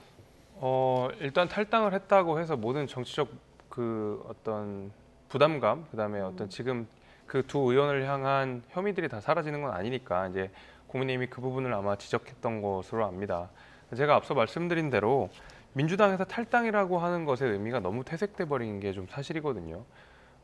송영길 대표도 임시 탈당이라는 비슷한 표현을 좀 쓰셨고 민영배 의원도 꼼수 탈당이라는 비판이 있었음에도 불구하고 너무 자연스럽게 복당이 됐기 때문에 과연 탈당이라고 하는 것이 그 두 사람이 짊어지고 있는 이 커다란 혐의를 충분히 해소할 만큼의 정치적 행위라고 볼 수 있는가, 여기에 대한 의심들이 있는 것이고 아마 국민의힘에서 이제 그런 부분들을 저는 정확하게 지적한 것이라고 보고 있습니다. 예. 지금 만약에 수사 상황에 따라서 민주당에 만에 하나 또 다른 뭐 대규모 탈당이 있을 수도 있는 상황이 될 텐데요. 여기에 대해서 민주당 어떻게 지금 대비를 하고 계십니까? 그러니까 뭐 이제 그거는 개별 의원들이 이 사건과 관련돼서 관련이 있을 수 있다는 얘기들이 많이 나오는데요. 똑같습니다. 그러니까 윤관석 의원, 이성만 의원, 그러니까 이 탈당을 결정하게 된 배경을 보시면 송영길 전 대표가 큰 결심을 하신 거예요. 탈당이라는 게 뭐 국민의힘에서 비판하듯이 뭐 책임을 회피하기 위해서 간다. 그거는 제가 늘 다시 얘기하지만 정치인에게 27년을 살았던 정말 고향 같은 집 같은 가족 같은 그 어떤 당을 버린다는 거거든요. 예. 이런 부분들은요 크게 좀 의미를 부여해야 되고 관련된 의원들도 만에 하나 누구죠? 윤관석 의원이나 이성만 의원처럼 그 정도의 수준의 관련성이 있다 그러면 모든 민주당에 관련된 의원들은 당에 해가 끼치지 않도록 아마 그런 마음을 먹고 있지 않을까 생각이 드는데 제 생각에는 지금 현재 나온 녹취록을 근간으로 봐서는 검찰이 그걸 입증할 만한 어떤 능력이나 아니면 그런 더 정확한 물증이나 상황들을 가지고 있지 않은 것 같다. 녹취록에 그렇게 보이고 있지만 이걸 있습니다. 입증하기는 굉장히 어려울 것이다. 저는 이렇게 그렇습니다. 뭐 보시는군요. 송영기 전 대표에 대해서 지금 뭐 목사인이라는 부분에 대해서 뭐 후원금, 뭐 회비 이런 것까지 탈탈 털어서 이 돈이 돈봉투 사건과 연결을 지으려고 하는데 그 수많은 3만 개에서 2천 개에 달하는 뭐 좀 괜찮은 어떤 증거 능력이 있는 녹취를 갖고 있다고 검찰이 하잖아요. 그러면 거기서 진즉 송영길 전 대표가 뭐 이정근 씨든 누구든 대화를 했으면 벌써 잡아갔죠. 체포해 갔고요. 없습니다. 제가 봐서는 없으니까 지금 이런 상황이고 제가 봐서는 지금 현재 이 돈봉투 사건이 소문난 정체에 먹을 거는 없을 것 같은 검찰 수사로 보인다. 그렇기 때문에 저는 이 두 번의 탈당 이후에 관련된 의원들은 더 나오지 않을 것 같다는 개인적인 생각을 가지고 있습니다. 소문난 잔치에 먹을 것이 없는 이런 상황이 될 수도 있다. 자, 민주당은 이게 검찰의 기획 수사다. 자, 이렇게 보는 입장이고 오늘 탈당한 두 의원도 이런 입장을 밝혔는데 검찰 수사는 지금 주변부터 해서 속도를 내고 있는 상황입니다. 오늘 송영길 전 대표의 박모 그 보좌관도 소환돼서 조사를 받았고요. 근데 검찰에 이렇게 수사에 속도를 내는 거는 그 증거인멸 우려가 있기 때문이다. 이런 분석도 나오거든요. 실제로 송영길 대표가 제출한 그 휴대폰에는 모두 다 초기화가 된 상태. 그러니까 소위 말하는 깡통 휴대폰이라고 불리는 정도로. 다음 날 바로 냈다고 했는데 그 휴대폰이 깡통이라는 겁니까? 그렇죠. 예, 그러니까 전혀 이제 내용이 없는 깨끗한 휴대폰을 냈기 때문에 검찰이 뭘 들여다보고 싶어도 들여다볼 수가 없는 내용이거든요. 그러니까 정말로 그 뭔가 증거인멸을 할 생각이 전혀 없었다 그러면 그렇게 휴대폰을 초기화할 필요가 있었는지 저는 의심이 되고요. 그런 의미에서 검찰의 기획수사라고 하는 것이 납득하기 어려운 것이 예를 들면 이정근 씨와 나머지 뭐 윤관석 의원 이분들의 통화는 검찰이 조작한 것도 아니고 뭐 이것을 어디서 만들어낸 것도 아닙니다. 그 둘이 이야기했던 내용을 바탕으로 검찰이 수사를 하고 있고 녹취록에 있는 내용들을 파악하고 있는 것이거든요. 뭐 타이밍의 문제를 지적한다 그러면 뭐 그럴 수도 있겠습니다. 그럼 100번 양보해서 그럴 수도 있는데 수사 자체가 기획이다. 이정근 씨에게 그다음에 윤관석 의원에게 그 누구도 검찰 중에 그 누구도 이렇게 돈 주고받으세요 이런 녹음을 하세요라고 시킨 적은 없습니다. 그걸 보고 기획수사라고 하는 것은 결국 그 민주당을 향한 이 돈봉투 리스크를 어떻게든 검찰의 책임으로 넘기고 싶은 민주당의 전형적인 프레이밍이라고 저는 생각하고요. 이재명 대표 때부터 시작해서 송영길 대표, 그다음에 나머지 두 의원 역시도 하는 이야기가 똑같습니다. 이것은 검찰의 기획수사고 야당에 대한 탄압이고 무리한 수사고 증거가 없다. 똑같은 내용을 계속 이야기하고 있거든요. 그래서 녹취록 앞에 좀 겸허해져야 될 필요가 있다. 이것은 그 누구도 시킨 것이 아니라 그 둘 당사자 간의 대화가 녹취록으로 남아있는 것이기 때문에 이것을 더 이상 기획수사라고 시선을 돌릴 것이 아니라 좀 정정당당하게 스스로 떳떳하다 그러면 휴대폰 초기화하지 마시고 과거 내용 다 보여주시면 가장 빨리 혐의를 받는 방법 아니겠습니까? 저는 그런 의미에서 기획수사라는 말도 얼토당토 안 하다 이렇게 생각합니다. 예. 자, 오늘 박광원 원내대표 취임 이후에 첫 의원총회가 열렸는데요. 당 지도부가 좀 미온적으로 대처하는 거 아니냐 이런 지적들이 좀 나왔다고 해요. 근데 사실 당내에서 이견이 있었던 부분이 지금 목소리가 등장한 오늘 탈당한 두 현역 의원을 탈당해야 된다는 목소리가 그동안 있어 왔고 그리고 당 차원의 진상조사단이 구성돼야 된다 이런 목소리가 좀 있어 왔는데 자, 전자는 오늘 탈당을 했고요. 당 차원의 진상조사단 구성해야 된다는 목소리 오늘도 나왔습니까? 나온 걸로 알고 있고요. 예. 뭐 저 또한 개인적으로 당 차원의 진상조사단이 미리 좀 발족을 해서 가동을 했으면 좋지 않았을까라는 얘기를 이 자리에서 했던 것 같고 다른 자리에서 했던 것 같아요. 근데 이제 이 부분들이 지금 이제 그 주요 말하자면은 그 관련된 의원들이 탈당을 하거나 이런 결정을 한 상황에서 그분들이 탈당했는데 불러서 어떻게 진상조사를 하겠습니까? 그래서 좀 늦은 감이 없지 않느냐. 진상조사단보다는 제가 늘 얘기하지만 이런 부분들이 이게 여야를 막론하고 이게 반복될 수 있으니 제도 개선에 대한 말하자면 진상조사보다는 제도 개선을 위한 어떤 그런 TF를 마련하는 게 더 실익이 있을 것 같아요. 예를 들면 당내 경선 캠프에서는 선거 사무를 등록하지 못하는 부분이 있으니 이런 것들을 정당법이나 공직선거법을 고쳐서 우리가 다시 이런 일이 반복되지 않도록 하자. 아니면 뭐 지금 얘기 나오는 대의원제도 부분에 있어서 대의원제도의 폭을 좀 줄이고 대의원들에 대한 뭐 다 없앨 수는 없지만 권리당원과 국민여론조사를 높여서 혹시나 이런 매표 행위가 이루어지는 부분들을 차단할 수 있는 방법들을 고민해보자. 이런 예. 것들이 조금 더 실효성이 있을 것 같은데요. 그러니까 돈봉투 재발 방지책이 하나로 이제 거론이 됐었는데 대의원제 폐지하거나 그렇죠. 이거 네. 비율을 좀 조정하는 문제. 네네. 자, 이 부분도 오늘뿐만 아니라 앞으로 그 쇄신 의총이 열릴 텐데 여기서 좀 본격적으로 논의될 가능성이 있다는 겁니다. 논의는 되겠죠. 돼야 되고요. 예. 그런데 이제 대의원의 이제 제도가 생긴 이유들이 뭐 각 당에 비슷합니다. 그러니까 이게 워낙 이 영호남으로 나누면서 대의원 대표성이 민주당은 뭐 호남 이쪽이고요. 뭐 이제 국민의힘은 영남 쪽이잖아요. 그러다 보니까 당원들이 수가 너무나 편중돼 있습니다. 근데 그 대표성을 가지려면 대의원들이 필요해요. 영남이나 이런 쪽에서는 민주당을 지지하는 분들을 대의원들이 필요하지 않으면 소통이라든지 당의 전국 정당성이 퇴색됩니다. 그래서 이건 꼭 필요하기 때문에 대의원을 아예 폐지한다는 것은 좀 너무 과하고, 하지만 당내 경선 캠프에서 자꾸 이 대의원 부분들이 문제가 되니 예. 이 부분을 어느 정도 비율로 가져갈 것인가 이런 네. 부분들은 솔직히 논의가 지금 되고 있는 걸로 알고 예. 있고요. 저는 근본적으로 지금 탈당을 한 이후에 이 분들 세 분의 이 관련된 의원들께서 그냥 검찰 수사를 받는데 검찰이 더 이상 민주당 쪽으로 들어와서 뭔가를 계속해서 뭐 경비까지 털어가면서 이게 돈봉투의 의혹인 마냥 안 했으면 좋겠어요. 예를 들면 송 대표 주변의 사람들도 너무 압수수색 통해서 개인적으로 사생활 침해하지 말고 정확하게 증거가 있으면 그 증거에 따라서 누구를 데려가서 조사를 하고 명백하고 신속하게 이걸 처리해 주는 것들이 검찰이 보기에도 기획이다, 표적이다, 별건이다 이런 괜한 오해를 사지 않는다라는 측면에서는 오늘 윤관석, 이성만 의원이 탈당한 이 기점을 통해서 검찰 수사도 좀 담백하게 진행됐으면 좋겠다라는 좀 그런 말씀드립니다. 자, 근데 민주당 입장에서는 최악의 상황까지 좀 대비를 하고 쇄신 의원총회를 이제 곧 한다는 것은 앞으로 민주당을 어떻게 총선 앞두고 쇄신해 나갈 것인가 이 방향성을 논의하는 자리 아니겠습니까? 네네. 오늘 뭐 나온 여러 가지 의견들을 보면은 의원 전체 여론조사도 하고 뭐 이런 네. 방안들이 거론되더라고요. 네네. 좀 어떻게 한다는 건지 궁금해요. 지금 오늘 의총이 이제 박강원 원내대표가 첫 이제 말하자면 선출이 되고 나서 네. 열린 의총입니다. 그래서 쇄신 의총 이렇게 명명을 했는데 예. 오늘 분위기가 원래는 일찍 끝날 줄 알았는데요. 계속 의원들께서 우리 약속 다 미루고 계속 하자 정도로 서로 뜨겁게 됐습니다. 예. 그런데 박강원 원내대표의 첫 일성이 그거였습니다. 우리 지지층만 가지고는 안 된다. 그러니까 중도층의 중요성을 예. 얘기한 겁니다. 결국엔 민주당이 사랑받는 정당이 되기 위해서는 우리 지지층에만 의존하지 말고 중도, 그러니까 가운데의 영역을 넓혀가자라는 측면에서 민주당이 나아갈 방향을 얘기를 했더니 정말 의원들께서는 각 의원들이 너무나 할 말이 많았나 봐요. 예. 자기가 하겠다고 했고요.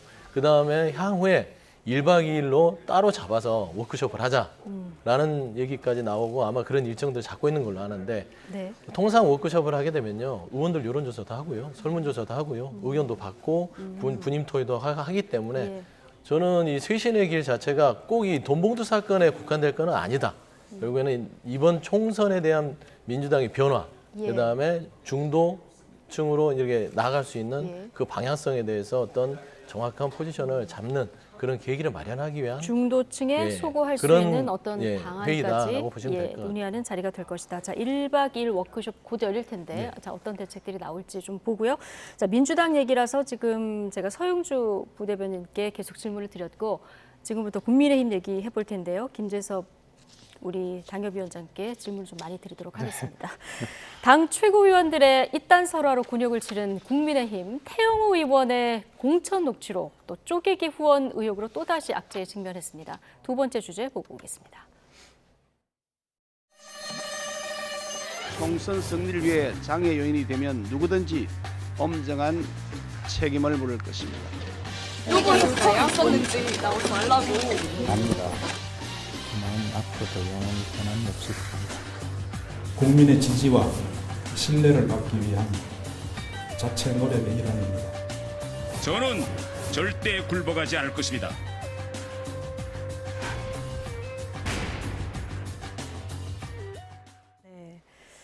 자, 총선 1년 앞두고 국민의힘에 지금 계속 돌발 악재들이 생기고 있습니다. 자, 어떻게 돌파해 나갈지 지금부터 좀 질문을 드릴 텐데요.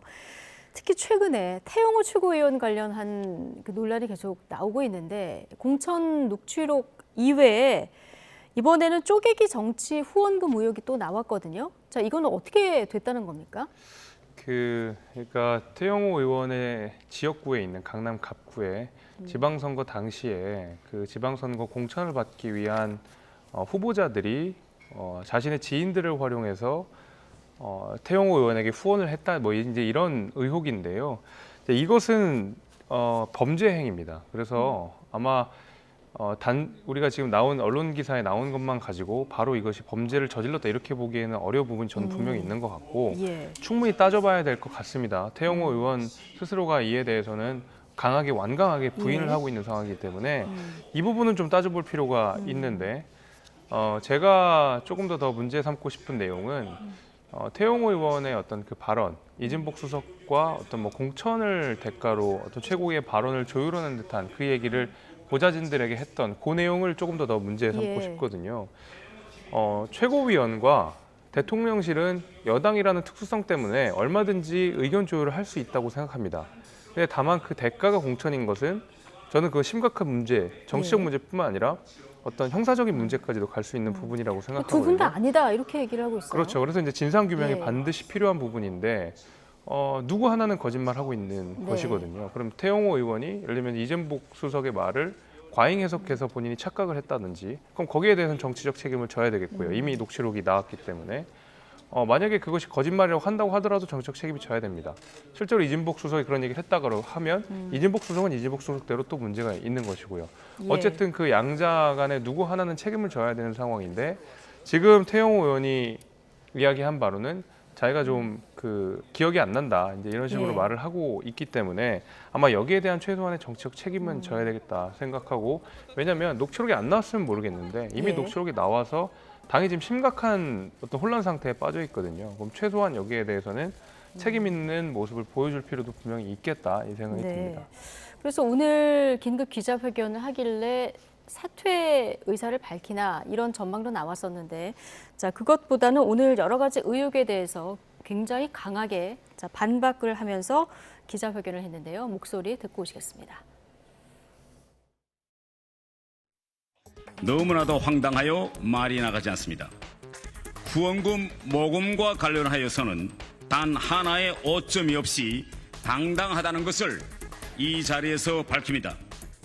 시, 구 의원들의 후원은 쪼개기에 해당하지도 않으며 자, 이건 이제 후원금, 쪼개기 후원금 관련 의혹에 대한 이제 답변인데 단 하나의 오점 없이 당당하다. 이렇게 얘기했는데 오늘 CBS 노컷뉴스에서 단독으로 이제 보도된 내용인데요. 좀 어떻게 보셨습니까? 그냥 일단 무조건 부인하고 보더라고요. 태영호 의원 같은 경우는 아까도 그랬지만 녹취록 앞에 겸허해지라고 했는데 아까 김재섭 위원장이 그랬잖아요. 겸허해지지 않잖아요. 근데 태영호 의원 자체를 정치 어떤 스타일을 보면 제가 판단했을 때 일단은 밀어붙이는 그게 북에서 배웠는지 모르겠지만 밀어붙이고 일단은 오리발 내밀고 버티는 것인데 녹취록 앞에 본인이 과장을 했다거나 과장했다고 했으면 그건 사실이 어느 정도 있을까요? 뭐 이제 녹취록 얘기는 이제 공천 개입이지만 근데 후원금 부분은요.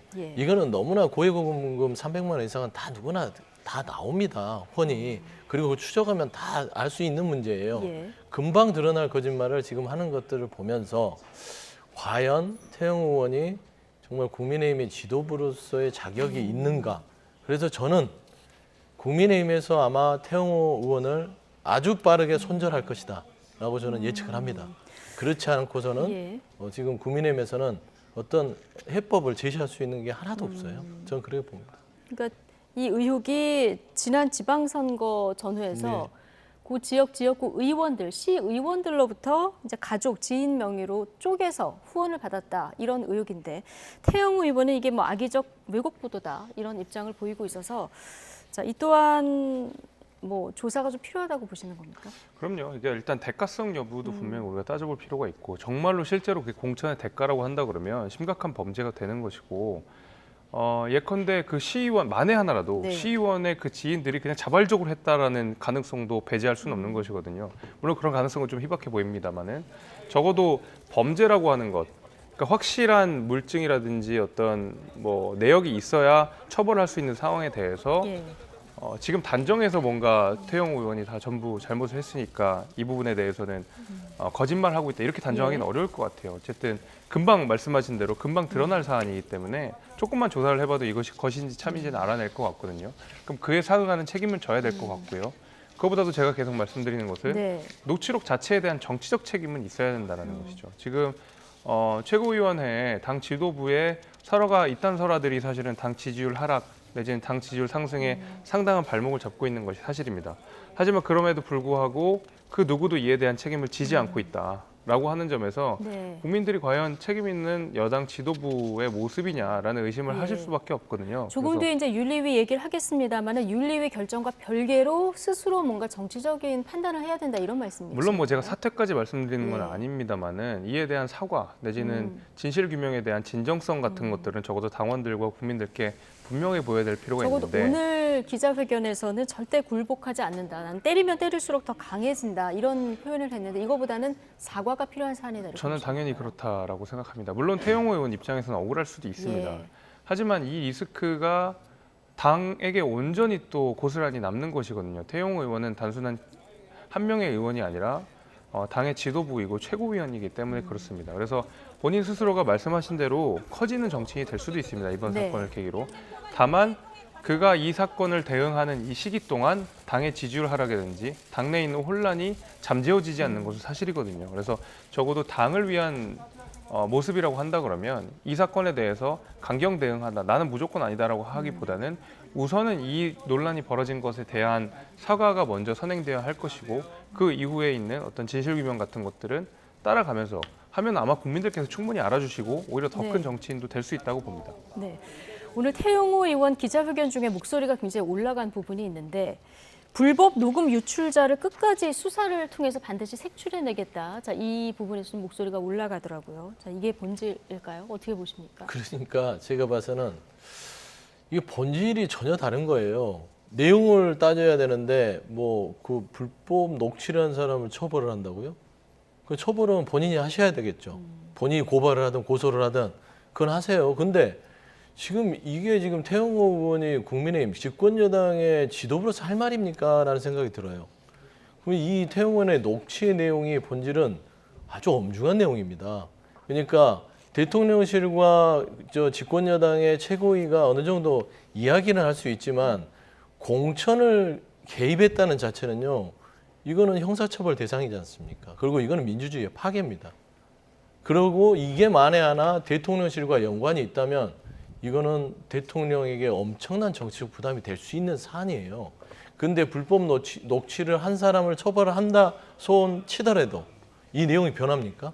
그렇지 않잖아요. 그렇기 때문에 지금 태영호 의원은 말하자면 본인의 내용들이 해명들이 궁색하고 거짓에 가깝다라고 판단할 수밖에 없습니다. 왜? 본질을 회피하고 있기 때문이죠. 예. 그래서 저는 이쯤 되면은 국민의힘이 태영호 의원의 저런 부분들에 있어서의 징계를 통해서 꼬리 자르기를 할 게 아니라 말씀한 대로 진상조사를 통해서 정말 국민의힘이 창피하지 않으려면 정말 이 더 이상 대통령실에 말하자면 하수이라는 얘기를 많이 듣잖아요. 그 오명을 벗어나려면 이참에 그 꼬리를 끊는 태영호 의원으로 꼬리를 자르지 말고요. 네. 정말 국민의힘이 대통령실과 건전한 균형관계를 이룰 수 있는 계기로 삼았으면 좋겠다라는 좀 조언을 드리고 싶습니다. 예. 어쨌든 이진복 정무수석은 나는 뭐 공천도 뭐 일본 얘기도 전혀 한 적이 없다 이렇게 얘기하고 있고 태영호 의원은 내가 보좌관들 안심시키기 위해서 좀 과장되게 얘기했다 이렇게 하고 있는 상황이라서 좀 지켜봐야 되는데 민주당은 이 녹취록 속의 공천 대화 이거 수사가 필요한 사안이다 이렇게 보고 있거든요. 뭐 범죄 혐의이기 예. 때문에 공천 개입은 실제로 범죄이기 때문에 민주당에서는 그렇게 주장할 수가 있는데 조금 기다려도 될 것 같습니다. 예. 왜냐하면 말씀 주신 대로 이건 진실 규명하기가 대단히 쉬운 거라고 생각하거든요. 그래서 예컨대 이제 쪼개기 의혹 같은 경우에는 금방 드러날 문제입니다. 계좌만 봐도 금방 나오는 내용이기 때문에 예. 이것이 범죄가 되느냐 안 되느냐는 저는 생각보다 금방 나올 것 같고요. 그 다음에는 이 사안에 대해서 진실 규명을 좀 해야 될 텐데 글쎄요, 그 대화만 가지고 어떤 검찰 수사로서 이진복 수석과 태영호 의원 간의 대화를 복귀할 수 있을까, 뭔가 복구할 수 있을까요? 저는 쉽지 않아 보입니다. 그래서 이거는 지금 어디까지나 태영호 의원 개인을 향한 어떤 정치적 리스크 같은 것들로 좀 봐주셨으면 좋겠고 그 쪼개기 의혹이라고 하는 것은 실제로 이제 범죄 혐의이기 때문에 금방 검찰이나 경찰의 수사를 기다려보면 답이 나올 문제다 이렇게 생각하기 때문에요. 뭐 특검까지 주장하는 것은 조금 다소 과한 주장 아닌가 싶습니다. 일단 김기현 대표가 태영호 최고위원 최근 그 녹취록 의혹까지 지금 윤리위에서 이미 징계 논의가 시작되지 않았습니까? 이거 같이 병합해서 처리를 해달라 하고 오늘 긴급 회의가 열렸더라고요. 그러니까 긴급 회의라는 것 자체가 가지는 상징성이라는 게 있습니다. 예, 오늘 원래 당초 예정에는 없었던 거죠. 그렇죠. 이제 당 대표가 직접 부탁을 했던 내용이기 때문에 아마 윤리위에서도 충분한 그 감안을 할 거라고 저는 봅니다. 그리고 이제 태영호 의원의 어떤 그 지금 이번에 나온 혐의 같은 경우에도 보게 되면 제가 계속 말씀을 드리지만은 이 녹취록 자체가 퍼졌다. 그리고 실제로 대통령실이 어떤 당무라든지 공천에 개입하려고 하는 것이 아니냐라는 의혹은 이미 불거진 것이거든요. 그럼 여기에 대해서는 누군가를 매듭을 져야 됩니다. 이진복 수석과 태영호 의원의 말을 다시 한번 불러와서 복구시킬 수 없는 상황이라고 그런다면 적어도 나온 녹취록에 대해서는 본인이 정치적인 어떠한 해명은 분명히 했어야 되는데 무조건 아니다, 기억 안 난다, 나는 탄압이다 이렇게 이야기를 하는 것은 당에 대한 심각한 부담이 되는 것이고 실제로 당 윤리위원회 징계 사유 중에 하나는 당의 위신을 손상시킨 경우에 징계할 수 있게 되어 있습니다. 전 그런 의미에서라도 아마 병합까지 되어 있고 긴급 윤리위가 열렸다라는 여러 가지 사안들을 종합해 보면 아마 징계를 피하기는 좀 어려워 보입니다. 네, 중징계를 피하기는 어렵다는 겁니까? 징계를 피하기는 어렵다. 징계는 거의 뭐 기정사실인 것 같고요. 중징계는 글쎄요, 좀 논의를 해봐야 되겠지만 지금 벌어지고 있는 사태, 그냥 오늘 태영호 의원의 기자회견 내용을 보게 되면 아마 중징계까지도 나가지 않을까라는 게 제 개인적인 생각입니다. 아니, 징계 수위 어떻게 예상하세요? 징계 수위는 무조건 중징계가 돼야 태영호 의원뿐만 아니라 국민의힘이 사는 길입니다. 저는 그렇게 판단하고 싶고요. 대통령실도 사는 길입니다. 이게 이 당무에 개입했다는 부분들이 당대표 선출할 때부터 대통령실이 개입했다는 게 너무나 많이 공공연하게 드러나 있었어요. 근데 지금 김기현 대표를 세워놓고 대표가 대표 역할을 제대로 못하고 용산 눈치만 본다라는 차원에서 있었는데 이게 입증이 된 거 아닙니까? 태영호 최고위원이 이진복 정무수석을 통해서 여러 가지 최고위 발언들을 잘하면 대통령에게 공천에 좀 어느 정도 반영이 될 수 있도록 말하겠다. 이런 게 골자예요. 그러게 이게 만약에 사실이라면 첫 번째, 국민의힘의 총재는 지금 용산에 계신 겁니다. 그렇지 않겠습니까? 이런 건 심각한 문제예요. 두 번째, 내로남불의 문제가 있습니다. 공천 개입을 가지고 박근혜 전 대통령이 형사처벌을 받았는데 그 담당 검사가 윤석열 검사. 그러니까 윤석열 대통령이 검사 시절에 했던 겁니다. 내로남불이죠. 세 번째 뭐냐면요. 국민의힘이 계속 용산의 어떤 지배하에 벗어나지 못한다면 이 자체도 집권여당으로서 역할을 못할 뿐만 아니라 국민의힘은 잘못하면 사망선고를 받을 수도 있다는 측면에서는 이거는 정말 진상규명을 제대로 해야 된다. 저는 그런 말씀드립니다. 자, 윤리위가 김재원 최고위원에 대한 판단도 같이 할 예정인데요. 그런데 오늘 이 김재원 최고위원 징계 반대한다. 2만 명 서명이 국민의힘에 전달이 됐거든요. 이분들 주장을 보면 뭐냐면 최고위원들 징계를 계속하게 되면 결국 비대위로 갈 수밖에 없다. 이러면 안 되지 않겠냐 이런 주장인데 어떻게 보십니까? 그러니까 사실 이제 윤리위는 첫 스텝부터 좀 꼬였죠. 이준석 전 대표를 양도국이라는 말을 징계할 때부터 윤리위는 그러면 어떤 특정한 정치적인 견해 내지는 좀 과도한 표현에 대해서도 징계를 해야 되는구나라는 생각을 당원들 누구나 다 갖고 있을 겁니다. 그 기준을 그대로 적용했을 때 김재원 최고에게 중징계를 내리지 않을 방도가 없거든요. 이러다 보니까 스텝이 좀 꼬였는데 당원 2만 명 글쎄요 뭐 어떤 실체가 있는지는 잘 모르겠습니다만은 그렇다고 한다 그러면 적어도 같은 기준이라고 한다 그러면 이준석 전 대표에 대한 징계도 저분들께서 한 번 더 따져볼 수 있을 것 같은데 아마 그러시진 않을 것 같아요. 저는 그런 의미에서 김재원 최고위원의 발언을 제가 지금 생각해 봤을 때 그 2만여 명의 그 당원분들도 잘 생각하셔야 되는 것이 예를 들면 태영호 의원 발언, 뭐 오늘 그 녹취록 사건 말고 4.3 사건 관련 이런 것들은 역사적인 문제이기 때문에 토론 한번 해볼 수 있습니다. 누가 맞느냐, 내가 맞냐, 당신이 맞냐 토론해볼 수 있는 문제인데 김재원 최고의 말 같은 경우에는 예를 들면 5.18 정신을 헌법 전문에 수록하지 않겠다라고 하는 것은 그 대통령의 입장도 맞지 않고요. 당원들, 그다음에 특히 국민의힘을 구성하는 의원들을 생각해도 전혀 다른 내용입니다. 그 누구도 동의하기 어려운 내용들이고요. 정광훈 목사가 우파를 통일했다. 그 누구도 상식적인 사람이라면 동의하지 어려운 내용들이거든요. 그럼에도 불구하고 이런 발언 자체가 징계의 정당성 없다라고 하는 것은 그 2만 명 그분들의 생각이 어떤지 모르겠습니다만 저는 대단히 동의하기 어렵습니다. 알겠습니다. 지금 화면에 이준석 대표의 전 대표의 모습이 나왔는데 당 윤리위로부터 이미 당원권 정지 처분을 받고 있는 상황이죠. 자, 윤리위원회 징계 수위 예측에 대한 질문에 이런 분석을 내놨는데요. 자, 어떤 발언을 했는지 듣고 오시겠습니다. 두세 명이 이탈해버리게 되면은 이게 최고 지도부가 사실상 그냥 뭐 제가 봤을 때는 의사 판단하기 어려운 상황이 되는 거거든요. 정치적인 고려를 안 할 수 없을 거다 이렇게 봐가지고 정징계를 하고 싶겠죠. 근데 그러면 또 이제 지지율 떨어져가지고 또 비판받겠죠. 그러니까 지금 진퇴양난일 것이다. 내가 양도구역 표현으로 1년을 받았는데 더 세게 받아야 된다 이걸 전제하면서 그러나 당원권 정지 1년 이상 내려지면 총선이 1년 남았는데 최고위원들이 계속 자리를 비우게 되면 총선에 할 일이 많은 이 최고위원들인데 지도부 입장에서는 굉장히 고민이 클 것이다 이런 분석이거든요. 그렇죠. 어떻게 보십니까? 정확한 분석인 건 같아요. 근데 왜 이렇게 국민의힘이 어렵게 어떤 당대표 지도부를 구성해놓고 나서 왜 이런지 모르겠어요. 좀 뭔가 국민의힘이 계속 비대위 체제가 있어서 민주당도 뭔가 협상을 해야 되는데 안정적이지 않아서 기다리고 있었는데 그래도 김기현 대표 체제가 물론 윤심을 통해서 됐다 하더라도 당심 100%로 됐다 하더라도 그래도 좀 안정적으로 되면 여야가 좀 뭔가를 좀 뭐 이렇게 얘기가 좀 될 거 아닙니까? 근데 지금 집권 여당이요 정신을 못 차리고 있습니다. 그냥 최고위원들 그냥 서로의 징계 제가 봐서는 이거 앞으로 어떻게 김기현 대표가 수습해 갈지 그게 저는 참 고민이고 좀 우려가 되는데 가장 중요한 것은요. 그 최고위원들의 수준을 보면 그 당의 수준을 볼 수 있다고 국민들이 판단하기 때문에 중징계를 통해서 뭐 돌파구를 마련할 수밖에 없을 것이다. 저는 보고 있습니다. 자, 5월 8일에 윤리위가 열리는데요. 이때 해당 의원들이 소명을 듣는다고 하는데 바로 결정이 내려질지 이 부분 좀 지켜보도록 하겠습니다. 나이트 포커스 오늘은 김재섭 국민의힘 도봉갑 당협위원장 그리고 서용주 더불어민주당 상근부대변인 두 분과 함께했습니다. 고맙습니다.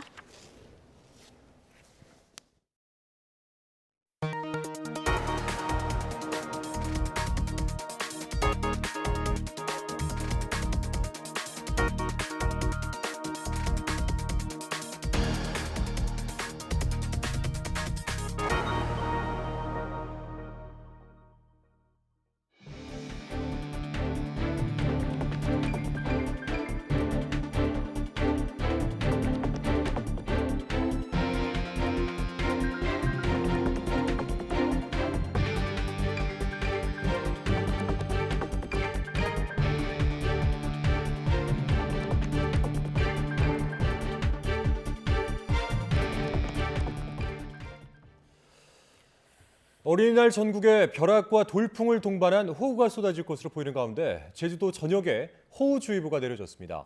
기상청은 오늘 오후 9시를 기해 제주도 서부와 동부, 남부 중산간과 북부 중산간 등 6곳에 호우주의보를 각각 발효한다고 밝혔습니다. 앞서 제주도 산지에도 호우주의보가 내려졌습니다. 호우주의보는 3시간 강우량이 60mm 이상 예상되거나 12시간 강우량이 110mm 이상 예상될 때 내려집니다. 우산으로 비를 다 막기 어려울 정도고 계곡이나 하천물이 불어날 수 있어 주의가 필요합니다. 직장에서 열심히 일하고도 지난해 제대로 받지 못한 임금 총액이 1조 3천억, 피해 근로자만 24만 명에 달하는 것으로 나타났습니다. 정부가 상습체불 사업주에 대한 강력한 제재에 나서기로 했습니다. 최명신 기자입니다. 지난 1월 전북 장수농협 직원 30대 A씨가 직장 내 괴롭힘을 견디지 못하고 스스로 세상을 등진 사건.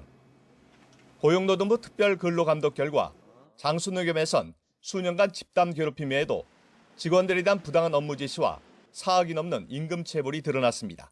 그 임금체불 금액이 놀랍습니다. 이 조그마한 데에서 임금체불 액수만 4억 6천만 원 정도가 나와요. 4억 6천을. 그동안에 뭐 연장 근무나 휴일 근무 시키고 그 안 준 금액 액수의 3년분이겠죠. 국내 임금체불 규모는 매년 감소 추세를 보이고 있긴 하지만 여전히 1조 3천억 원이 넘고 피해 근로자가 24만 명에 달합니다. 이웃나라 일본과 비교해 18배나 많은 수준입니다. 특히 2회 이상 체불이 반복되는 사업장이 전체의 30%, 전체 체불액 가운데 80%에 달합니다. 정부가 상습적으로 임금을 체불하면서 적극적인 청산 노력을 기울이지 않는 사업주에 대해 칼을 뽑아들었습니다. 정부는 먼저 1년 동안 근로자 한 명에게 3개월분 이상 임금을 주지 않거나 임금 체불 총액이 3천만 원 이상인 경우를 상습 체불로 규정했습니다. 여기에 해당하는 사업주엔 경제적 제재가 강화됩니다. 임금 체불 자료는 신용정보기관에 제공돼 대출 심사나 신용카드 발급에 불리하게 작용하고 국가 지원 사업 제한은 물론 공공 입찰 시 감점을 받게 됩니다. 또 대지급금 제도도 개선해 대지급금을 갚지 않은 사업주를 신용 제재할 수 있도록 법 개정을 추진하기로 했습니다. 정부는 재산을 은닉하거나 출석을 거부하는 악의적 체불 사업주에 대해선 강제 수사에 나서고 임금 체불 주범으로 꼽히는 포괄임금 오남용 근절을 위해 근로감독도 강화하기로 했습니다. 임금 체불 없는 사회는 일한 만큼 보상받는 우리 사회의 가장 기본적인 원칙이자 지향점이며 노동시장 약자 보호라는 노동개혁의 초석입니다. 정부는 당근책도 내놨습니다. 상습 체불한 사업주가 돈을 빌려서라도 체불을 청산하겠다는 의지를 보이면 제재를 면제하기로 했습니다. 이를 위해 체불 청산을 위한 자금 융자도 대폭 늘리고 상환 기간도 연장해 주기로 했습니다. YTN 최명신입니다. 문재인 정부 때 임명된 전혜연이 국민권익위원장이 자신에 대한 감사원 감사가 시작된 이후 처음으로 직접 출석해서 소명에 나섰습니다. 전 위원장은 조작 감사를 사죄하라며 1인 시위까지 벌였습니다. 이승배 기자입니다. 전현희 국민권익위원장이 감사원 감사가 시작된 지 9개월 만에 처음 출석했습니다. 감사의 부당함을 알리는 항의 피켓도 들고 왔습니다. 전 위원장은 소명할 기회를 얻는 것조차 힘들었다면서 자신에 대한 감사는 조작됐다고 주장했습니다. 저에 대한 소명을 할 기회를 달라고 그동안 감사원에 수차례 공식적으로 요청을 했습니다. 그래서 몇 달 동안 답변이 없다가 최근에 감사원 소위에서 저의 진술을 일단 한번 들어보겠다는 연락을 받았습니다. 그러면서 감사원에서 받은 감사 요지를 공개했습니다.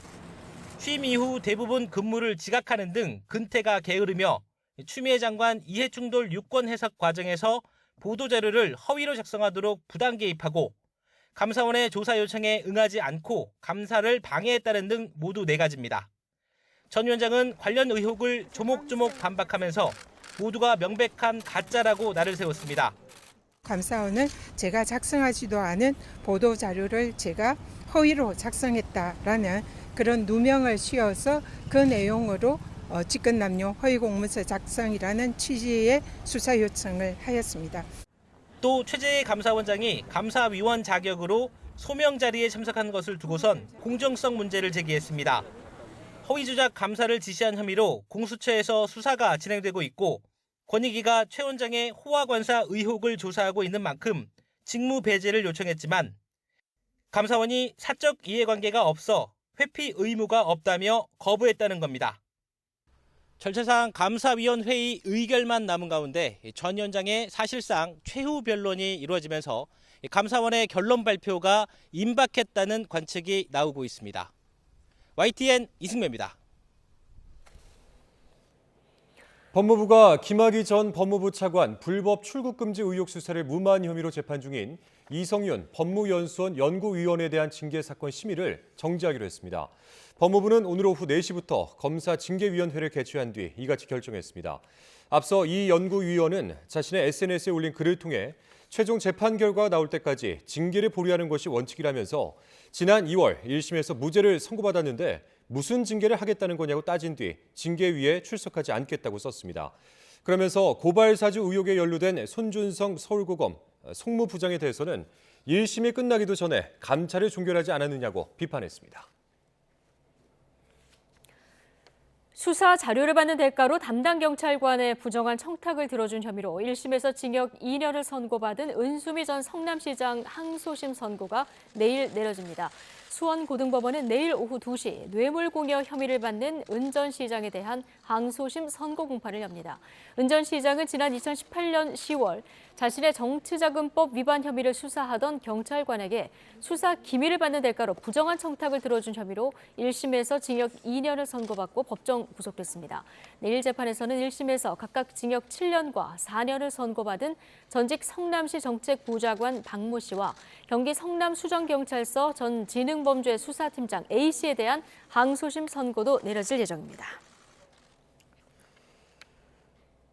주가 조작과 폭락 사태의 배우로 지목된 투자 자문업체 라더견 대표가 이 보유한 지분을 바탕으로 기업 경영권에 개입하는 것까지 고려했던 것으로 드러났습니다.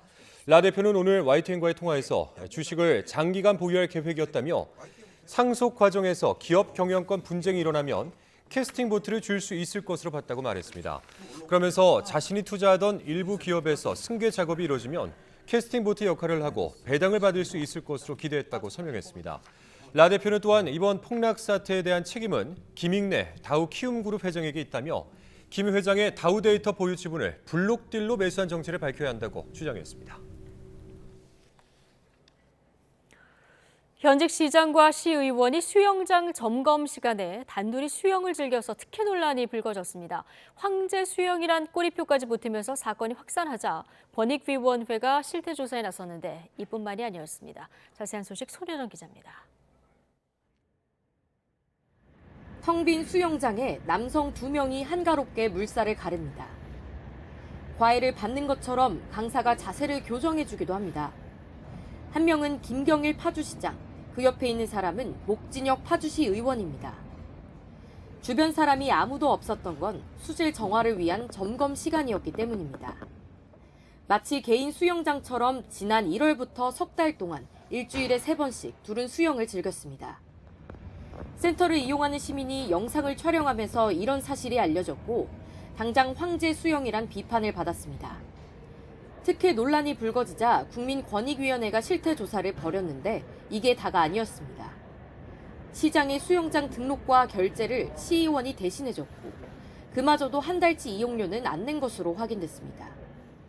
한 명에 5만 5천 원씩, 둘이 합쳐 모두 11만 원입니다. 따로 회원증을 발급받지도 않았습니다. 파주시장은 조사 과정에서 이용요금은 시의원에게 현금으로 줬다고 주장한 것으로 알려졌으며 조사가 시작되자 한 달치 요금을 뒤늦게 결제했습니다. 또 정상적인 수영 시간을 이용하면 사람이 몰려 샤워장이 붐비고 주민들에게 불편을 줄 것 같아 그랬다는 것이 이들의 해명입니다. 관리 감독도 엉망이었습니다. 이 수영장은 파주시가 민간업체에 위탁을 맡긴 곳인데 연간 60억 원 넘는 돈을 지원하고 있지만 지난 10년 동안 단 한 번도 운영 점검을 하지 않은 것으로 드러났습니다. 해당 시의원은 수영장 위탁 업무를 담당하는 시의회 자체행정위원장을 맡고 있습니다. 권익위는 이런 점을 볼 때 두 사람이 공무원 행동 강령을 위반했다면서 감독기관인 경기도와 파주시의회에 징계 등 추가 조치를 요구했습니다. YTN 손효정입니다. 서울 대치동 아파트에서 70대 경비원 박모 씨가 갑질 피해를 호소하며 극단적 선택을 한 지 50일을 맞아 동료 경비원들이 관리소장 퇴출을 촉구했습니다. 민주노총 전국 일반 노동조합과 동료 경비원들은 오늘 아파트 정문 앞에서 기자회견을 열고 사건 발생 50일이 지났지만 갑질 가해자로 지목되는 관리소장은 아직 출근하고 있다며 조속히 퇴출해야 한다고 주장했습니다. 박 씨가 죽음으로 알린 갑질과 괴롭힘, 3개월 근로계약 문제는 개선되지 않았고 오히려 동료의 억울함을 밝히려고 했던 경비대장이 부당하게 해고당했다고 규탄했습니다. 경기 김포시 한 공사장에서 70대 노동자가 추락해 숨져 경찰이 조사에 나섰습니다. 경기 김포경찰서는 오늘 오전 11시쯤 대곳 문화복지센터 건설 현장에서 태성산업개발 하청업체 노동자 75살 A씨가 10m 아래로 추락해 숨졌다고 밝혔습니다. A씨는 비 예보에 대비해 지상 1층에서 지하 2층으로 자재를 옮기는 장소에 천막을 덮는 작업을 하다 밟고 있던 합판이 뒤집히면서 아래로 떨어진 것으로 확인됐습니다. 노동절인 지난 1일 법원 앞에서 분신해 숨진 민주노총 건설노조 간부 양모 씨가 가족과 노조 그리고 정치권에 남긴 유서가 어제 추가로 발견됐는데요. 이 가운데 야당 관계자들에게 남긴 유서가 공개됐습니다. 지환 기자입니다. 노동절인 지난 1일 스스로 몸에 불을 붙여 숨진 건설노조 간부 양모 씨 유서가 유가족 협의 후 언론에 공개됐습니다. 오늘 제가 구속영장 실질 심사를 받아야 합니다. 억울하고 창피합니다. 정당한 노조 활동을 한 것뿐인데 윤석열 검사 독재 정치에 제물이 되어 자기 지지율을 숫자 올리는데 많은 사람들이 죽어야 하고 먹고 살려고 노동조합에 가입했고 열심히 살았다고 운을 뗀 양 씨는 무고하게 구속된 분들을 제발 풀어달라, 대한민국을 바로 세워달라고 유서를 남겼습니다. 숨진 양 씨는 민주노총 건설노조 강원건설지부 간부였습니다. 지역 건설 현장 업체와 교섭하며 소속 조합원 채용과 노조 전임자 활동비 지급을 요구했습니다. 그런데 경찰과 검찰은 이 부분을 업무 방해와 공갈로 판단했습니다. 구속영장을 청구했는데 구속 전 피의자 신문을 몇 시간 앞두고 양 씨는 법원 앞에서 몸에 휘발성 물질을 끼얹은 뒤 불을 붙였습니다. 그리고 전신 화상으로 이튿날 결국 숨졌습니다. 유서가 공개된 후 양 씨가 분신한 법원 앞에서는 고인을 위한 추모 행사와 함께 무리한 수사였다는 비난이 이어졌습니다. 윤석열 정권의 노동조합 탄압이 지금 계속되고 있습니다. 반드시 그 탄압 분쇄하고 그리고 사과 받아내고. 양 씨의 빈소는 고향 강원도 속초에 차려졌습니다. 언론 취재를 거절한 유가족들은 고인의 장례에만 집중하고 싶다고 밝혔습니다. 양 씨의 죽음 이후 민주노총과 건설노조는 윤 대통령 사과와 원희룡 국토교통부 장관 해임을 촉구했습니다. 또 대통령 취임 1주년을 맞아 노조 탄압 중단을 요구하는 대정부 전면 투쟁을 시작하겠다고 예고했습니다. YTN 지환입니다.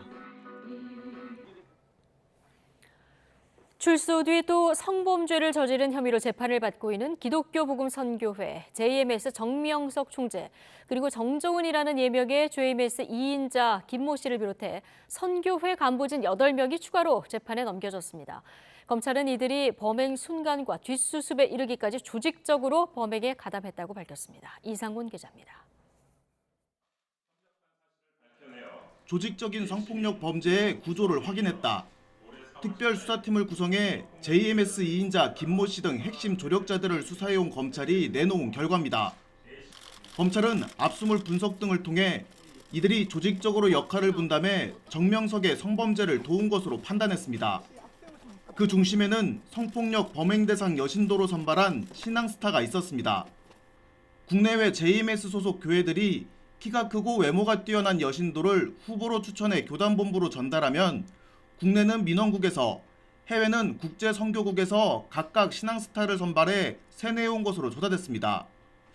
피해자들이 고소하지 못하도록 합의를 종용하거나 경찰 수사에 대비해 증거인멸을 주도해온 건 대외 협력국에서 맡아온 것으로 드러났습니다. 이 과정에서 2인자인 김 씨가 최종 성폭력 대상자를 선발하고 자신의 측근을 비서로 성범죄 현장에 배치하는 등 전체를 총괄한 것으로 검찰은 보고 있습니다. 내부 교리를 이용하여 정명석은 재림한 메시아이고 정명석의 사랑은 아무나 받지 못하는 선택적 은총이며 그를 거부하면 지옥에 간다는 등의 내용으로 피해자들을 지속적으로 세뇌하고 검찰은 2인자인 김 씨와 민원국장 등 2명을 구속 상태로 나머지 간부 6명은 불구속 상태로 재판에 넘겼습니다. 검찰은 조직적인 조력행위가 있었다는 결론에 따라 피고인들을 정명석의 성폭력 범죄 공범으로 판단했다고 설명했습니다. 또 향후 재판에 집중하기 위해 특별수사팀을 해산하지만 정명석과 공범들에게 중형이 선고될 수 있도록 최선을 다하겠다고 말했습니다. YTN 이상곤입니다. 충남 태안에서 중학생이 다른 학생을 폭행하는 영상이 유포돼 경찰이 수사에 나섰습니다. 최근 SNS를 통해 유포된 영상에는 지난달 30일 충남 태안에 있는 한 주차장에서 15살 A양이 1살 어린 다른 중학생의 얼굴을 발로 걷어차는 등 폭행하는 장면이 담겼습니다. 영상에는 피해 학생이 코뼈 골절과 안화 골절이라는 중상을 입었다는 내용이 담겨 있지만 경찰은 부상이 그 정도로 심각하지는 않다고 밝혔습니다. 경찰은 마약 상습 투약 혐의로 조사를 받고 있는 배우 유아인 씨의 주변 인물들을 입건해서 수사하고 있습니다. 서울경찰청 마약범죄수사대는 유 씨와 함께 지난 2월 입국해 마약 투약을 돕거나 직접 투약한 혐의를 받는 주변인 4명을 참고인에서 피의자로 전환했습니다. 경찰은 이들이 향정신성 의약품 졸피뎀을 대리 처방받아 유 씨에게 전달하고 일부의 경우 대마를 직접 사용한 정황을 포착한 것으로 전해졌습니다.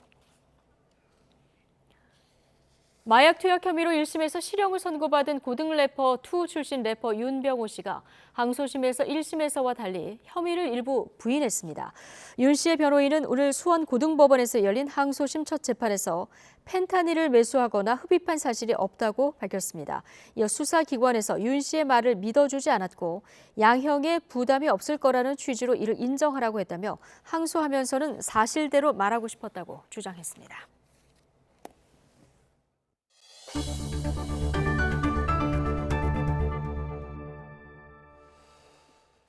고수익 보장을 미끼로 해외 선물 투자 리딩방을 운영하며 투자금 수백억 원을 가로챈 일당이 경찰에 붙잡혔습니다. 가짜 거래 프로그램까지 만들어 사기 행각을 벌였는데 투자 경험이 적은 피해자들은 속수무책으로 당할 수밖에 없었습니다. 안동준 기자의 보도입니다. 해외 선물 투자를 실시간으로 방송하는 유튜브 채널입니다. 홈 트레이딩 시스템 HTS에서 거래하는 장면이 실시간으로 송출됩니다. 유튜브에서 이른바 투자 리딩방을 운영하면서 수백억 원을 가로챈 일당 40명이 경찰에 붙잡혔습니다. 이들은 국내외에 사무실을 차리고 본사 운영팀과 고객센터팀 등으로 역할을 나누는 등 치밀하게 범행을 계획했습니다. 그리고 휴대전화 수백 대를 동원해 유튜브 채널 가입자와 실시간 방송 접속자를 늘리는 방식으로 투자자를 모집했습니다. 투자자들에겐 HTS 프로그램을 설치하라고 안내했는데 실시간 해외 선물 지수가 연동되도록 개발한 가짜 프로그램이었습니다. HTS를 통해 선물을 주문해도 투자금이 일당의 대포 통장으로 들어가는 구조였던 겁니다. 그러나 유튜브 생방송에서 거래되는 가격이나 변동폭이 실제 선물 지수와 일치하다 보니 투자 경험이 적은 피해자들은 그대로 속을 수밖에 없었습니다. 실제 증권사에서 사용하는 거랑 똑같이 만들었고요. 법인 등록, 최초 법인 등록, 정식 업체 이렇게 광고하고 그랬거든요. 별다른 의심 없이 그냥 사용을 했던 거고요. 이런 방식으로 사기를 당한 피해자는 현재까지 107명, 피해 금액은 255억 원으로 집계됩니다.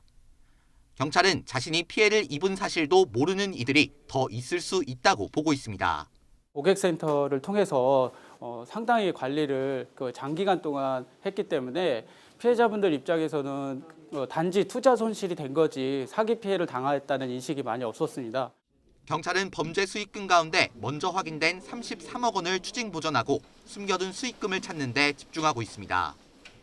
또 해외로 도피해 아직 검거되지 않은 2명에 대해서도 인터폴 적색 수배를 내리고 행방을 쫓고 있습니다. YTN 안동준입니다.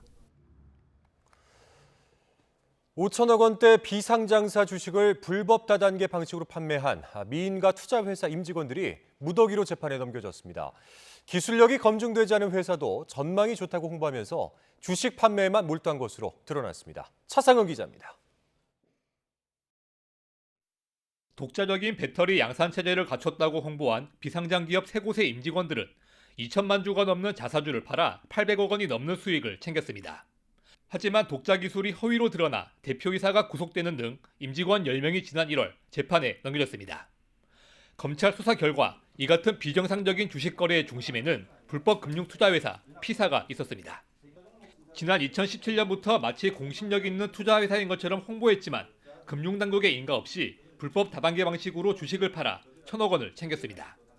주식 판매 규모는 5,200억 원에 달합니다. 상위 판매원이 하위 판매원을 모집, 하위 판매원의 매출 수익 중 일부를 상위 판매원에게 지급하는 전형적인 불법 다단계 형식으로 운영되었습니다. 싼 가격에 산 비상장 주식을 최대 2배에 팔았는데 배터리나 코로나19 치료제처럼 세간의 관심이 쏠린 종목이 대상이었습니다. 업체 측은 전문성 있는 심사로 비상장사를 엄선했다고 홍보했지만 실제로는 아무 검증 없이 주식 판매에만 몰두한 것으로 확인됐습니다. 일부 비상장 주식은 거래시장에서 퇴출당했고 업체를 믿고 투자한 피해자들은 적게는 수백에서 많게는 10억 원을 잃었습니다. 검찰은 자본시장법 위반 혐의로 투자회사 회장 등 6명을 구속 기소하고 주식 판매에 가담한 판매법인 직원 36명도 불구속 상태로 재판에 넘겼습니다. YTN 차상래입니다. 경남 창원시의 미군 부지 안에서 사격장 개선 공사가 한창 진행되고 있는데 지자체인 창원시도 이런 사실을 모르고 있었다고 합니다. 공사 현장 근처에 사는 주민들의 불안감이 큰 상황입니다. 박종혁 기자가 보도합니다. 경남 창원의 도심에 있는 한 야산입니다. 미군이 지난 1972년 우리 정부에게 공여받아 사용하고 있는 곳입니다. 최근 이 야산 중턱에 나무를 베는 등 공사가 진행되고 있습니다. 국방부는 이에 대해 과거부터 미군이 사용해온 사격장이고 최근 기존 사격장을 개선하는 공사가 진행되고 있다고 밝혔습니다. 문제는 해당 지역 인근에 쇼핑몰과 아파트 단지, 공장 등이 들어서 있다는 점. 주민들은 사격장 공사가 진행되고 있다는 사실에 황당하다는 입장입니다. 소음이 제일 큰 것 같은데 유탄 때문에 뭐 차량이나 뭐 인명이나 이런 피해도 좀 우려되고요. 사실 시내 한복판에 있는 거지 않습니까? 시민 전체에 좀 악영향을 끼칠 것 같습니다. 현행법에는 군용 비행장이나 군 사격장의 운용으로 발생하는 소음을 방지하고 피해를 보상하도록 규정하고 있습니다. 약칭 군소음보상법을 보면 해당 지역의 소음 영향도를 조사해 소음 대책 지역을 지정하고 고시하게 돼 있습니다. 하지만 창원시조차도 이런 공사가 진행되고 있는지 알지 못했습니다. 이에 대해 국방부는 주한미군 지휘협정, 즉 소파가 특별법의 지위를 갖기 때문에 지자체와의 협의는 의무사항이 아니고 창원시 역시 군사시설 안에 미군 시설은 지자체가 직접 관여하는 데 한계가 있다고 설명했습니다. 결국 정확히 어떤 무기의 사격장 개선 사업인지 어느 정도 규모인지 등 알려진 게 없는 상황. 주한미군 지휘협정에 따라 미군 시설에 대한 한국의 통제 가능성이 전혀 없기 때문입니다. 주요한 변경 등 일정 부분에 대해 어느 정도 정부와 협의토록 하는 절차를 둔 일본과 달리 한미 소파 조항은 미군이 공여받은 시설 및 기지 사용에 관한 모든 권한을 주면서도 대한민국의 감시 통제 권한을 전혀 규정하지 않고 있어 앞으로 이 부분에 대한 심도 있는 개정 논의가 환경단체들은 깜깜이 사격장 개선 공사 소식에 대책 마련을 촉구했습니다.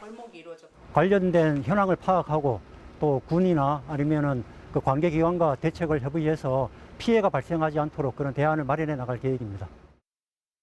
국방부는 창원시, 미군 등과 주민 안전과 소음 등 우려 사항을 고려해 적절한 대책 마련을 위해 협의하겠다고 밝혔습니다.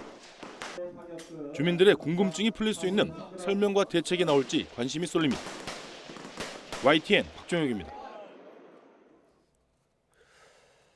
네이버 최대 규모의 명품 구매 대행 사이트에서 이른바 먹튀 피해가 연달아 발생했다는 소식 전해드렸는데요. 이 카페 운영진 측은 도의적인 책임을 지겠다면서도 피해를 호소하는 구매자들의 게시글을 삭제하거나 강제 탈퇴 조치까지 시키면서 논란을 키웠습니다. 김다현 기자가 보도합니다. 네이버 1위 명품 구매 대행 카페에서 연달아 발생한 이른바 먹튀 피해. YTN 보도로 알려진 두 번째 사례의 경우 돈만 내고 상품을 못 받았다고 호소하는 피해자가 300여 명, 피해 금액은 2억 6천여만 원으로 추정됩니다. 카페 운영진을 향해 사태의 책임을 지고 물러나라는 요구도 제기됐는데 이에 대해 운영진은 내년까지 피해를 모두 보상하겠다고 밝혔습니다. 그러면서 보상금을 마련하려면 카페가 원활히 돌아가야 한다고 주장했습니다. 이렇게 큰 사건이 터졌는데 카페 측에서 계속 다른 셀러들이 판매글을 올리더라. 이거는 좀 아니지 않냐라고 문의를 드렸을 때 카페가 운영이 돼야지 본인이 변제할 수 있는 수익이 난다고 얘기를 해주셨어요. 하지만 불과 며칠 뒤 운영진은 변호사 선임비 지원 등 도의적 책임만 질 수 있다며 피해 금액을 변제하겠다고 약속한 적은 없다고 선을 그었습니다. 여기에 화가 나 불만글을 올렸더니 일일이 삭제됐고 일부 회원은 영업방해 등을 이유로 강제 탈퇴까지 당했다는 게 피해자들의 주장입니다. 문의를 드리는 글이나 대한 내용을 공지를 원하는 글을 회원들이 작성을 하면 그 카페 자체에서 강퇴를 당하시던가 글이 삭제되던가. 게다가 평소 보증보험에 가입돼 있으니 안심해도 된다며 거래를 독려해오던 운영진이 사실은 계약을 갱신하지 않아 보험이 만료돼 있었다고 뒤늦게 인정하기도 했습니다. 해명을 듣기 위해 카페 운영진 측과 연락을 시도했지만 닿지 않았습니다. 운영진이 보증보험이나 보증된 셀러 등을 여러 차례 내세우며 신뢰감을 줬던 만큼 관리감독 소홀에 대한 책임을 물을 수 있다는 지적이 나옵니다. 사람들의 신뢰를 보증할 수 있는 문구들을 게시해서 그거를 믿고선 지금 이렇게 거래가 전개가 됐기 때문에 운영자한테 충분히 책임을 물을 수도 있는 상황으로 보여요. 다만 운영자가 사기 행위에 의도적으로 가담한 게 아니라면 민사상 책임을 묻기 어렵다는 의견도 있습니다. 결국 피해를 막으려면 해당 사이트가 사기 등 범죄에 연루됐던 적은 없는지, 약관이 지나치게 불리하게 돼 있지는 않은지를 소비자가 직접 확인해야 하는 상황. 소비자를 보호할 더 강도 높은 장치가 필요해 보입니다. YTN 김다현입니다. 오늘 오후 5시쯤 전북 군산시 수송동 모델하우스 철거 현장에서 폭발음이 들렸다는 신고가 접수됐습니다. 신고를 받고 출동한 소방은 각각 얼굴과 팔에 1도 화상을 입은 30대 노동자 2명을 병원으로 옮겼습니다. 경찰과 소방당국은 정확한 사고 경위를 조사하고 있습니다. 그룹 방탄소년단의 멤버 정국이 두고 간 모자를 중고로 판매하려던 전 외교부 직원이 1심에서 벌금형을 선고받았습니다. 서울중앙지방법원은 횡령 혐의로 약식 기소된 A씨에게 벌금 100만 원을 선고했습니다.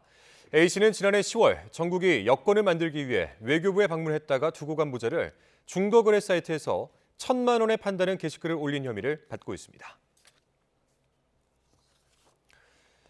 배우 백유인식 씨가 전 연인이 펴낸 에세이 출판을 금지해달라면의 소송에서 일부 이겼습니다. 서울중앙지방법원은 백 씨가 전 연인 A씨의 책을 출간한 출판사 대표를 상대로 출판과 판매를 금지해달라면의 소송에서 백 씨 일부 승소로 판결했습니다. 재판부는 출판사 대표가 책의 일부 내용을 삭제하지 않으면 발행과 인쇄를 할 수 없고 이미 배포된 책도 회수해서 폐기하라고 명령했습니다. 네, 우리 시각으로 내일 새벽 미국이 기준금리를 또 한 차례 올리면 한미 금리 역전폭은 이제 역대 최대로 벌어질 것으로 예상됩니다. 우리로선 연일 연고점을 경신하고 있는 환율이 여기서 더 오를까 걱정입니다. 김지선 기자가 보도합니다. 지난 3월 은행발 위기에도 금리 인상을 단행한 미국 연방준비제도 이사회. 또다시 인상카드를 꺼낼 거란 관측 속에 이번이 마지막일 수도 있다는 메시지가 나올지가 관건입니다. 미국의 소비와 고용 지표는 여전히 탄탄하지만 은행 파산 여파로 고금리에 대한 부담은 한층 커졌기 때문입니다. 금리는 인상할 거로 보고 있는데 이제 아마 파월 의장이 무슨 얘기를 할 거냐가 중요할 것 같아요. 지금 최근에 또 은행 얘기 나오면서 약간 그 경기도 나빠지고 해서 좀 완화적인 멘트를 한다면 달러는 좀 약해질 것 같고. 예상대로 금리를 올리면 현재 1.5%포인트인 한미 금리 역전폭은 역대 최대치로 벌어지게 됩니다. 더 높은 금리를 찾아 외국 자금이 급격히 빠져나갈 수 있고 그럴 경우 원화 가치는 더 떨어질 수 있는 겁니다. 여기에 파월 의장이 여전히 매파적 발언을 쏟아낸다면 달러 가치 상승을 부추겨 가뜩이나 오르는 환율에 기름을 부을 수 있습니다. 원달러 환율은 최근 연고점을 경신하며 1,340원대까지 뛰었습니다. 반면 이미 금리 역전이 9달 넘게 이어지고 있지만 외국 자본이 빠져나가는 정황이 없어 환율이 급등할 가능성은 크지 않다는 분석도 나옵니다. 급격하게 외국인 투자 자금이 유출이 돼가지고 환율이 1,400원대를 돌파하고 이러지는 않을 것으로 보이거든요. 우리나라 아직도 순대외 채권국이고 외환 보유고도 충분해가지고 단기적으로 환율이 급등하는 것을 방어할 수가 있거든요. 앞서 2번 연속 기준금리를 동결한 한국은행은 이번 달 금리 추가 인상 가능성을 배제하지 않고 미국 연준의 통화 정책을 주시하겠다고 밝혔습니다. YTN 김지선입니다. 이창효 한국은행 총재는 최근 아시아 국가들의 경제 상황에 대해서 환율 상승으로 인한 자본 유출 위험은 여전히 있다고 밝혔습니다. 이 총재는 아시아개발은행 연차총회 세미나에 참석해 이같이 말하고 다만 선진국의 긴축 전책도 마무리 단계에 접어든 것으로 보이는 만큼 전망이 나쁘지 않다고 덧붙였습니다. 이 총재는 또 아시아 지역이 여전히 전 세계에서 가장 역동적인 지역의 지위를 유지하고 있다고 평가했습니다. 추경호 부총리는 한국이 이르면 올해 안에 세계 3대 채권 지수 중 하나인 세계 국채 지수, 즉 WGBI에 편입될 수 있도록 노력하겠다고 말했습니다. 추 부총리는 로이터 통신과 인터뷰에서 통상적인 시간표에 따르면 내년 9월이 되겠지만 우리 정부는 그보다 일찍 편입되도록 최대한 노력할 것이라고 설명했습니다. 우리나라 국채가 WGBI에 편입되면 지수를 추종하는 외국계 자금이 국채시장에 유입되고 국채의 신뢰도가 높아질 것으로 예상됩니다. 국세청이 수출 중소기업의 경쟁력 향상과 자금 유동성 지원을 위해서 적극적인 세정 지원에 나서기로 했습니다. 김창기 국세청장은 인천 남동구 한국산업단지공단에서 수출 중소기업 대표들을 만나 국세청에서 실시하고 있는 R&D 세액공제 사전 심사와 법인세 납부기한 직권 연장 등에 대해서 의견을 나눴습니다. R&D 세액공제 사전 심사 제도는 세법상 R&D 세액공제 대상에 해당하는지와 공제받을 금액을 사전에 답변해 주는 제도로 중소기업 대표들은 불확실성을 없애고 적극적으로 투자하는 데 도움이 되고 있다고 화답했습니다. 미국 국무장관이 우크라이나 영토 보전이 평화 협상의 토대라며 중국의 중재 역할을 견제하고 나섰습니다. 우크라이나의 대반격이 예상되고 있는 가운데 젤렌스키 대통령이 총동원령 연장안을 의회에 제출했습니다. 이종수 기자입니다. 토니 블링컨 미국 국무장관이 현지 시간 2일 중국의 우크라이나 평화협상 중재 추진과 관련해 평화를 진전시키려는 노력은 우크라이나 영토 보전이 토대가 돼야 한다고 강조했습니다. 그러면서 평화 진전 노력을 하려는 사람은 피해 당사자인 우크라이나 국민과 직접 대화하는 것도 중요하다고 힘주어 말했습니다. 주중 미국 대사도 우크라이나에서 러시아군 철수를 중국이 압박해야 한다고 거들었습니다. What we need to see from China is to push Russia to withdraw its troops, and so that Ukraine can have all of its territory back and can be fully sovereign again. 시진핑 국가주석이 지난달 26일 젤렌스키 대통령과 전화 통화를 하고 대화 협상을 강조하며 중재자로 자처하자 이를 견제하고 나선 것으로 보입니다. 중국은 그동안 표면적으로는 우크라이나 중립을 표방했지만 러시아 침공을 비판하거나 테러 제재에 동참하지 않아 사실상 러시아를 편들고 있다는 평가를 받아왔습니다. 젤렌스키 우크라이나 대통령은 계엄령과 총동원령 시한 연장 법안을 의회에 제출했습니다. 이러면서 우크라이나가 조만간 대반격에 나설 것이란 전망에 힘이 실렸습니다.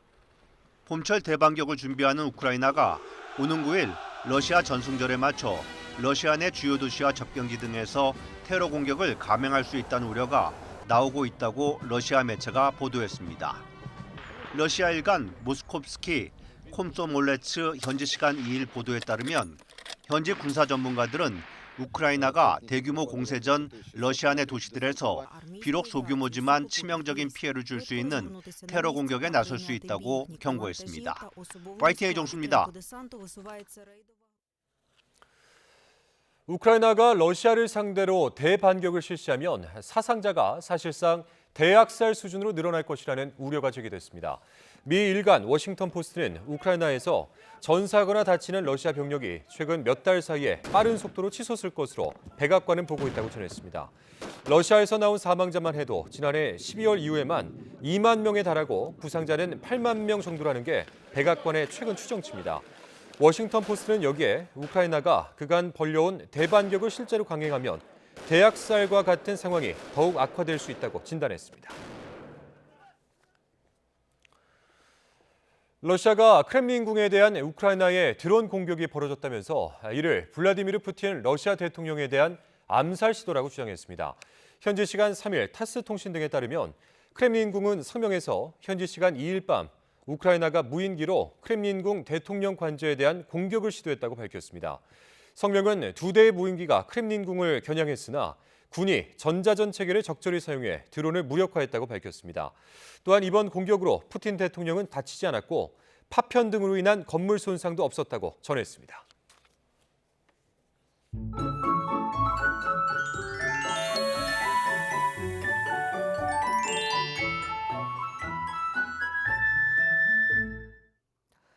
어린이날 연휴를 앞두고 전국에 비가 내립니다.